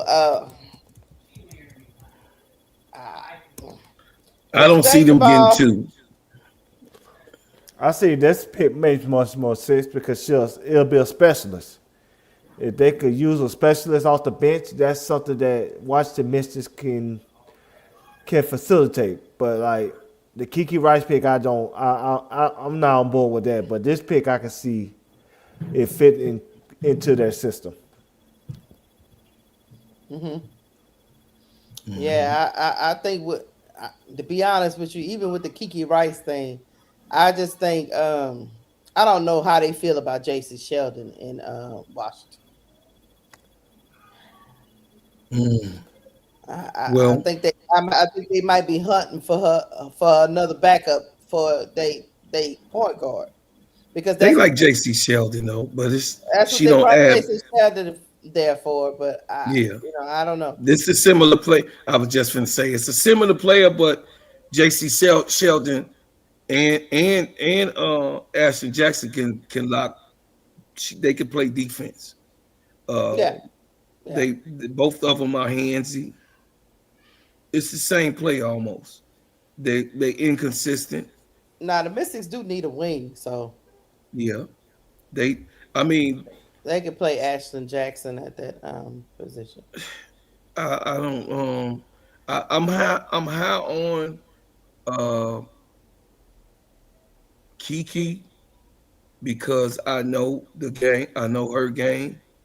I know her game and the way I'm high. It'll be a great pick if they do, but like Duvall say, what's in the cards, they might not be looking for that. But if they get Ashton Jackson, I don't disagree with that. And well, they need her. I mean, they're the most powerful people on the face of the earth. Who is their wing? Yeah. Sonny Citron. Oh yeah, Sonny Citron. I forgot about Sonny. I thought Sonny Citron was the two. No, Melbourne's the two then. Yeah, she's pretty much playing it. But who's their backup wing? I don't know. What's her name? But she gone. Okay. What's her name? Well, we shall see. Because it was Sonya and Slim in the beginning. So then they got rid of Slim. So they hit a wall, and they went and got JC Shelton. But yeah, I don't think Washington gonna get what they need. They gonna build young. I think Insula is one of them. I think Insula is one of them, and then Melbourne is one of them. Yeah. Yeah. So yeah, and Melbourne is 5'10", and Insula is 6'1". She feisty. I like her from Louisville. But yeah, I don't. We'll see. All right, they got so many picks they can do whatever they want. Washington. Yeah, they got so many picks. 12. They probably gonna get a veteran though, and one of those picks gonna go to some team. 12. One of those picks. They got Connecticut's son taking Cody McMahon, and I think Cody McMahon should go way before 12. Way before 12. She gonna go before 12. She had a big end of the night. Now, if you told me that you wanted to throw up in that, now she might cuss out people though. Yeah, she does. She feisty. She the Charles Barkley of the game. Yeah, she feisty now. But she got a lot of fire, so she could play the 3 too. So I'm gonna read it. McMahon does it all for Ole Miss. She's an absolute terror when going downhill, and few teams can stop her once her feet touch the paint. The 6-foot senior is excellent at quick reading from the floor and attacking weaknesses in opposing defenses, something that can help her at the next level. As a defender, she may need time to develop once she reaches the W, but her offense could be what helps her get early minutes. She feisty now, you know. Well, big girl say Cody gonna go before Fly J, but that could be I'll tell you this, Sister Keisha. Cody could go before Fly J now in this situation. Oh, okay, because our mom. She can't talk about Mama. so Mama, listen, she didn't man, how I get up in here and people calling me from the crib talking about that I don't want no Fly J. I just got in here yesterday. People calling me today talking about, no man, I think you wrong on that Fly J, bro. I'm talking about cousins though that I talk basketball with. They don't want her there. They don't want her there. They want to clear the airways for Angel, and they don't want no intense or nothing. So Cody will be a better fit for us. I like Cody. Cody will be a better fit for us, but I think they're gonna do Kiki or Raven. But Cody will be a better fit. If we looking for scoring ability, big body, can't be stopped, can shoot. She can shoot from everywhere. She can shoot from everywhere. You seen her take her, and she don't back down. She don't back down. She not scared. She a hard-nosed player like we are here in Chicago. Cody will be a good fit. There goes the next one. We'll go to the next one. All right, how long we almost done, y'all? I don't think she's dropping it down. I don't think she's dropping that far. Number 13, Raven Johnson to the Atlanta Dream. Not gonna happen. That's not gonna happen. They ain't finna give. She ain't going because Jordan Canada is there. She didn't found the home. I'm sorry, Jordan Canada is here. She didn't found the home with Pow. I think y'all keep forgetting there's something called free agency. And how do you know Jordan Canada is going to be there? Yeah, that is true. You don't know where none of them players gonna go. I think a lot of those free agents gonna turn back to their team because the CBA gonna be so late. A lot of them gonna just on sign 1 year deals. 1 year deals. Me too. And then revisit 2027. It might not go that way because remember, with it right, bro. Remember I said 2 years ago, Sister Keisha, that it was gonna be a Ferris wheel. You gonna get when the CBA come. They was talking about these certain teams people gonna be starting to try to hook up the ones that ain't never played with each other. Gonna try to play with each other, and then we can see this in Unrivaled though. Certain players want to play with each other right now. Yeah, these chicks already plotting. They plotting. Whenever that CBA gets signed, them chicks already. All they doing is giving them chicks longer time to talk behind the scenes, Devon. Mm-hmm. Yeah, I know. It's called legal tampering. Mm-hmm. I got you. I'm gonna say this real quick so we can move on. Go ahead. Go ahead. I'm happy for Raven Johnson even being on this list. Because I remember her road travel from when she was a freshman and Caitlin wrote up like way off, which like she said she almost quit basketball because of that. Mm-hmm.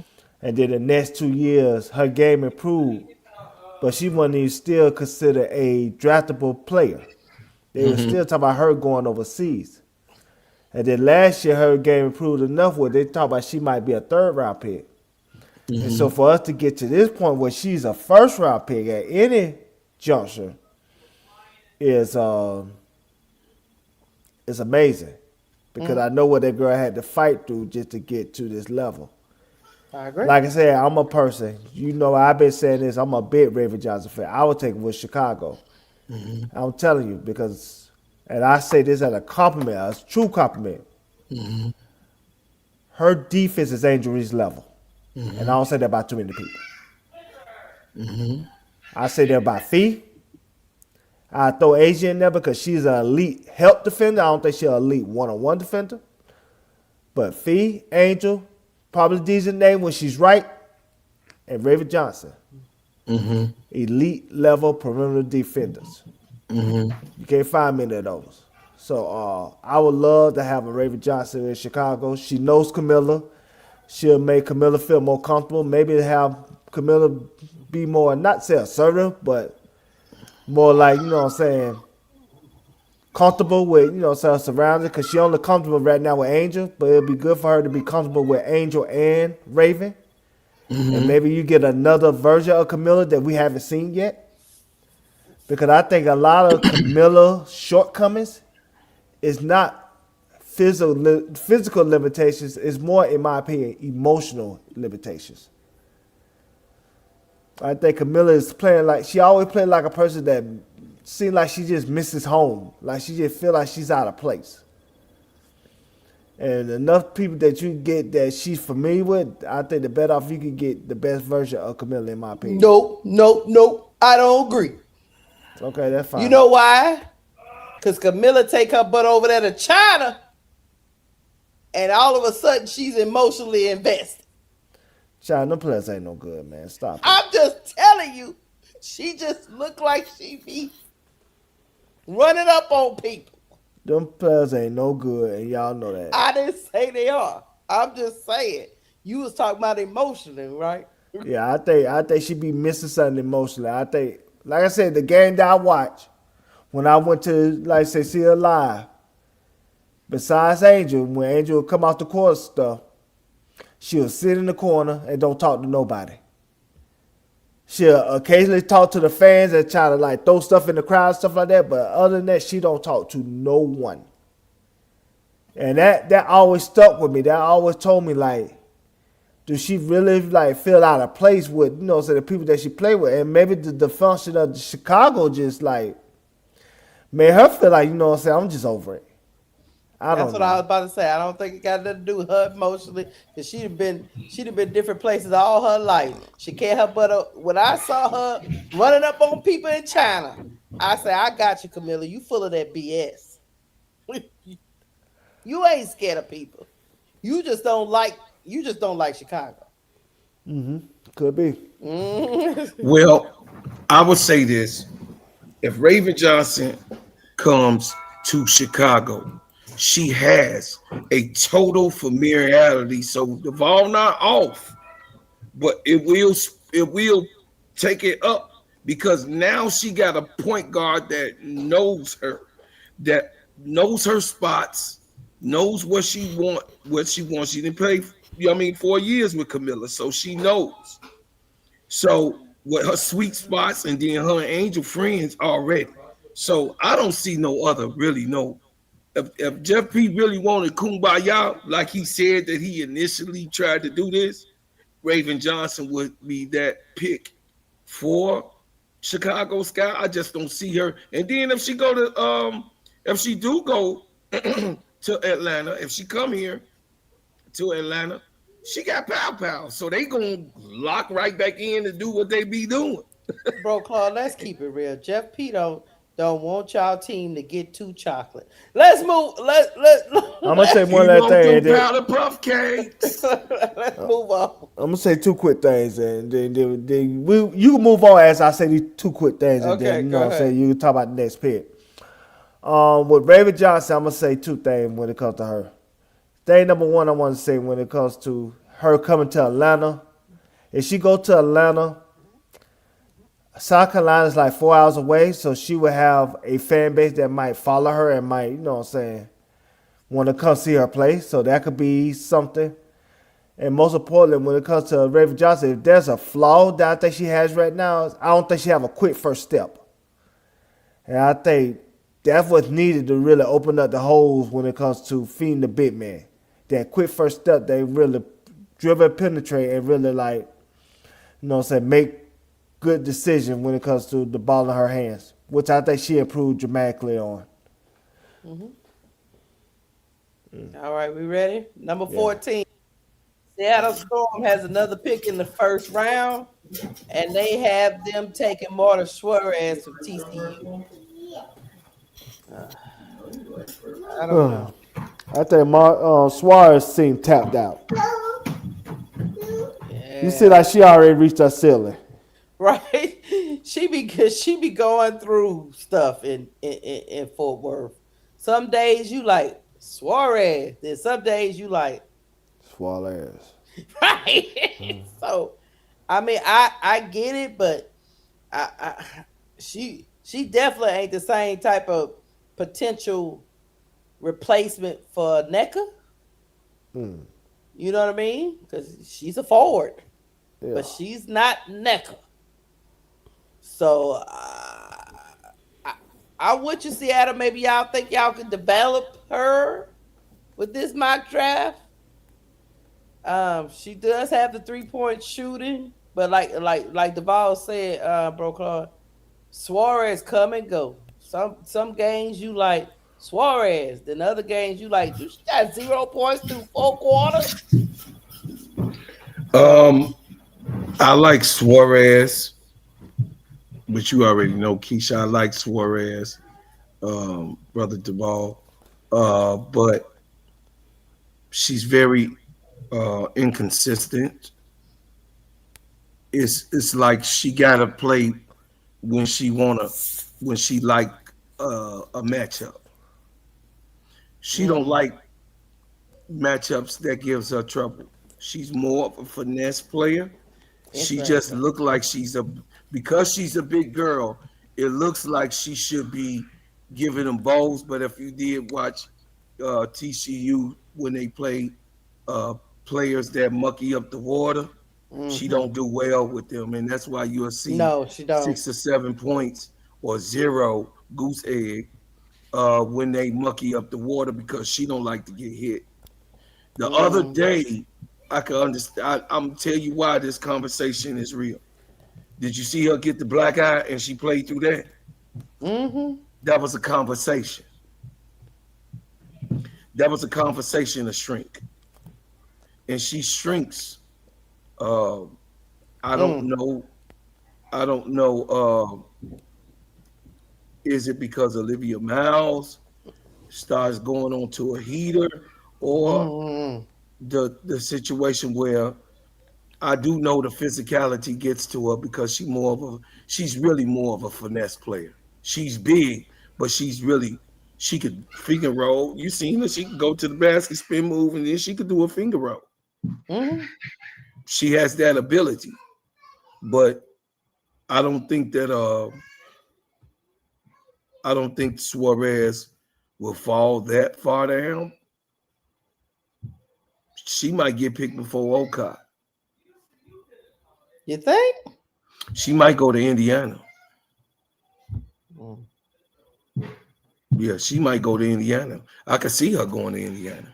And to back up old Natasha Howard, little slow foot stuff going on right now. We'll see. I could see her. I don't even know if Natasha Howard coming back. Yeah. Coming back. Yeah. But Suarez would be that good 3, 4. She can shoot the 3. Like I say, when she's on, she's on. When she's not, she's not. Yeah. So I'm gonna say this though. When it comes to Suarez, because I want to move on. If she do go to Indiana, I can see Natasha Howard leaving because remember who franchise that is. And Natasha Howard already don't like playing with Angel Reese and vice versa. We already heard Natasha Howard sister said some stuff about Caitlyn. You meant Caitlin Clark. She don't like playing with Caitlyn. Yeah, that's what I said. You said Angel. You said Angel. I said Angel. My bad on accident. My fault. You better not talk about my baby goat because it's on record with the ball. You better get it right. You better get it right. Angel, he didn't mean it. He love you to death. I'm gonna tell you, I'm pulling up something. That's why I'm talking as I'm pulling up something. I'm finna send like, to Keisha. what he talking about? I'm finna pull up something while I'm finna send to Keisha, so I just was distracted. That's on me. But anyway, yeah, I think she'll fit it perfectly in Indiana because, like I said, I don't think Natasha Howard would like to play with Angel. Not Angel, but Caitlyn. No, and Caitlyn don't like playing with Natasha Howard. Like I said, Natasha Howard's sister already exposed that. You know what I'm saying? So it's like, I can see Natasha Howard moving on. And they get somebody like Suarez, somebody they can build young with. But yeah, let's go to the next person. Okay. Your confused self. Natasha Howard probably come to Chicago. Oh, Lord. Because she want to be in the Midwest. All right, our last one is Tony Morgan to the Connecticut Sun. They have another pick in the first round, too. Tony Morgan's production and leadership have helped elevate the Wildcats into the top 10. The Kentucky guard, who is a point guard, has terrific body control, sound footwork, not to mention impeccable patience and vision. She's a willing passer whose 8.4 assists per game lead the nation. Morgan is also shooting a career high 40% beyond the arc, which could help her stock as WNBA draft prospect, elevating her into the first round. I like Tony Morgan from Kentucky. That Kentucky coach has a knack for finding point guards. Right, Broclaw? Tony Morgan is a dog. Yeah, he coached Amore and he went and found Tony Morgan. I think Tony Morgan is a dog like Amore is a dog. He's good at that. That brother can see talent. That brother knows talent. Mm-hmm. Tony Morgan is a dog. We just ain't really focused and keyed in on Kentucky like it. You know what I mean? Because they come in ranked and they don't be ranked and they come in right. You know what I'm saying? So we ain't really been focused on them. She came from Georgia Tech. Yeah. This is her first year with Kentucky. She's a 5'9" point guard, but like that the clip says, she is leading the nation in assists. Yes, she a dog. No, she a dog. So she a dog. And she tough. She not scared of nothing. Now for Connecticut Sun, they need a point guard, I think. And let me think about this. Connecticut got Sun. Over there. You don't like Layla Lacombe? But is she their point guard? I think she they too. Yeah, Tony Morgan is a point guard. No, she's a point guard. Though. The ball be in her hands a lot though. That's probably because they ain't got nobody. Because they ain't got nobody. Sometimes Connecticut Sun used to have Jason Sheldon, and they let her go. When you a shooter, which you already know, DeMar, I ain't telling you shit. I'm just talking to the crowd. When you a shooter, you would defer somebody else use the ball because that way you can run around and get away and get in your spots. Yeah, Layla Khan, she was a guard, but I'm trying to see who else they had. Oh, they got Lindsay Allen over there, but they ain't play her. I forgot about her. Oh, I know who it was. Bria Hartley. Yeah, Hartley. That's who they had over there. Mm-hmm. The roughhouser, the one that be snatching snatching braids and stuff. She be taking people wigs off. She be getting people bust downs. But Bria Hartley been playing for 9 years, so there's that. I mean, that's long, but it is what it is. What I'm saying is they might want to go into the next, Next phase. Bria Hart, the youth movement. They already got Sanaya over there. They got Note to everybody. Anissa Morrow over there. They got Aaliyah Edwards over there. You know what I'm saying? They're going into the baddie stage. You heard what Angel said. Yeah, they're going to the bad. All that, the Bulls stuff. The Bulls is in trouble because even the Bulls, on the new Bulls, they cute and pretty. You know what I mean? It is what it is. It's just the situation where, say hey. Hey, I'm wondering what your I don't know what your granddaddy was even trying to talk about just now. Hey, baby, your granddaddy be talking crazy stuff. No, it's okay. I'm just saying over there. I don't know. What I say is this: Connecticut need Tony Morgan. That's it. I don't know if they're gonna bring back Bria slap a tribe hard. Slap a hoe. Yeah, she got into a couple of altercations, didn't she? Not a couple. She's a bust down Marina Mabry. Oh, okay. She crashed out. She crashes out. She does. Yeah. Yeah, I think it'll be a good pickup for them. To be honest with you, I really like Tony Morgan. Mm-hmm. I really do. And I trust old boy's judgment too, the coach. Mm-hmm. Yeah, he just retooled. Kentucky wouldn't even. They ranked, but they wasn't supposed to. After they lost Amore, they were supposed to take a dip, and Tony Morgan kept them in it. So, yep, that's it, Chad. That's the end of my rant. Me too. That's the end of my rant. All I know is this: the sun gonna set. And we not getting nobody in Chicago. Y'all can just go and let that go. Because I can't be dealing with y'all drama. I can't. What else you got to say, Duval? I don't got much else to say. So I said my rant, I'm good, full, and in peace. Oh, what you ate? I ain't nothing. Yeah, I'm trying to eat. Oh, okay. I was like, what the hell? Yeah, Claude trying to order me something to eat. He ain't ordering you nothing. I'm a celebrity everywhere I go. Whatever. Then just stop that. Keisha, that's why you love me. Man. I think we had a good time with this mock draft, but we gonna have to do our own next time. Yeah, we got to do our own mock draft. I just disagree. I really think that Flajay, Kiki Rice, and Raven are the top prospects. Possibly Cody Mahone. We just talked that, opened up my eyes talking about Cody Mahone. But I don't think that Flajay definitely is coming to Chicago because of the Kumbaya situation. I know we talk about it over and over and over again, but I just wanted to reiterate with everybody that it's real trouble in paradise. It's real trouble. She got to try to figure out to navigate through her mama to be a professional. That ain't happening in Chicago. She ain't gonna be able to navigate that. She better go to California or Canada. No. I had the perfect. You just said it. At the perfect spot. She need to go to Toronto. Yep, Canada. She gonna go to Canada with that shit. Well, to the point where this is the thing, bro, Claude. Then her mama gonna stay at home. She ain't gonna want to go back and forth to Canada. Yeah, she gonna take a plane trip. She gonna take an absolute plane trip, and so that would make mama have to sit at home for most of the time. Because one thing in the pros, they're not letting your mama in. You'll be sitting outside the club.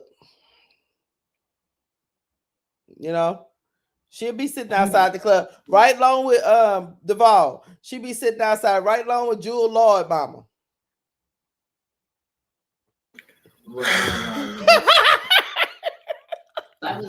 I'm really sick of the situation. I promise I ain't leave y'all. I'll just try to put something in the microwave. No, it's all good, brother. I mean, No, we you gonna just be out there with Jewel Lloyd, mama. Sitting. Jew Lloyd, mama beat her ass. That's a Chicago love. She fuck around. She fuck around to find out because Jew Lloyd don't be bothering nobody. Mother don't be bothering nobody. She just a party girl. I know her. She's just a party girl, Keisha. She a Chicago party girl. She like, you know what I mean? She not no Bro Claude. Yeah. Your Lord mama asked them to let her sing at halftime. I said she a party girl. Told you that. The Lord mama asked them people in Seattle to let her sing a song she a at party halftime. Girl. What you want? Do you know how much you got to go walk your ass in there and say, look, I want to sing Private Dancer at halftime? Hey, she got that Chicago flair. Okay. See, he over here with that bull. It's better than walking in there. You ain't here. Now, I'm going to keep it real this part. You ain't heard not one time that Jewel Lloyd mama came into anything saying my daughter better than all them niggas. And everybody else on the other team in the WNBA need Jewel Lloyd.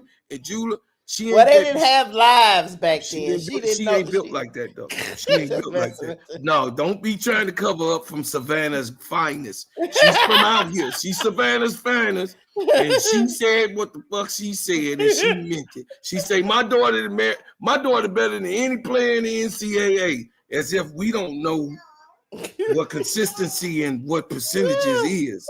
As if we don't know what we looking at on the floor. I'm giving y'all a couple of shots now. I'm finna get these jokes off. As if, listen, Fly J Mama. As if, listen, Kia. As if we don't see Lauren Betts running back and forth on the goddamn court. As if we don't see consistency in the WNBA and greater play. I mean, in the NCAA with greater players. And then when we go to the WNBA, you said that the WNBA need Fly J, but not my GOAT or my baby GOAT. My GOAT who then won and flops around here in silver with a silver hair. You said that the WNBA need your child as if your child gonna resurrect. Well, ding, notes, Sister Kia, notes. The baby GOAT revived her and Caitlin Clark, the WNBA, along with Asia. She got pulled along, but my GOAT, gonna play consistent and have the greatest season of all time last year, and she gets better and better. Fly J can't do what the GOAT do. Fly J can't do what JC Sheldon do right now. I'm just saying, I ain't gonna go there. No, Claude, don't go there. This all I'm gonna tell you. I'm done. Kia need to be worried about making sure Fly J's stardom transfers from LSU to the W. Okay. And she don't end up like it ain't Fly J. I'm sorry. And she don't end up like Haley Van Lith. Yeah, y'all put Haley Van Lith in a storage room and we ain't heard from her. Right, Devon? We still look for Puckett Brewster. Y'all put HBL in a storage room in Chicago, and we ain't heard no promotion, no nothing from HBL since she ran up in Chicago. So y'all right. Fly J don't need to go there because that might be what only people like Angel career can flourish in that foolishness. They got HBL locked in a storage unit. And they ain't took her out. Man. They didn't even capitalize on the HBL. Nothing. You ain't heard from Punky Brewster since she had her damn injury. You better leave my Haley alone. You ain't heard from her, bro, Clark. I need you to go do a wellness check. She ain't been in no videos. They don't even do no promotions on the X. Nothing. No update. Am I wrong, Devon? Nothing. No update on Haley. Nothing. As if she ain't no commodity at all. I don't know. That's Chicago. I don't know. They done put up as if they can't get money And from y'all Haiti. told me since she had all these NIL deals, you told me at the beginning of the Butts and season, seats. you said, look, she gonna put this gonna be good for marketing, blah blah blah. Nope, Angel still carrying this shit by a damn self. That shit flopped. That shit flopped. Hey man, I got to say it. It's 200 people in the building, and I'm gonna say it in front of 200 people. Hailey Van Lip is a baby bop of mine, and I got confidence in her. But she came to my town with a Jeff Paglioccio, and she got buried 6 to 7 feet deep. The ball don't even had nothing to say anymore. He like, oh yeah, HVL is still on the team. Ain't she there? Yeah, you know how it is. I'm just the ball crazy. She's still there. I just want to eat good. That's all. I'm waiting for my food to warm up. He don't even care about HVL no more. You see what y'all to reduce HVL to? Duval was one of the star supporters. My GOAT wanted HVL there. My GOAT wanted HVL there. He sure was on that. Nah, he don't even talk about HVL except to call her Funky Bruce. She messed up. Angel messed up on that one. Cause we could have asked Now Rivers and we would have been different. Well, you don't even know if she messed up, brother, because she didn't get to play. They ain't gonna play her. She didn't get to play, so you can't say that she was. They got that girl kidnapped in Chicago somewhere. She did not get to play. I mean, Unrivaled won't even take her out the box. We gotta go, y'all. Now she is injured though. She is injured still from the word of mouth. Bro, Claude, you live in Chicago. I'm trying to tell you that she's still injured. Shut up, bro, Claude. You have one job when you get back is to go find HVL. Find out how she doing. She in Miami.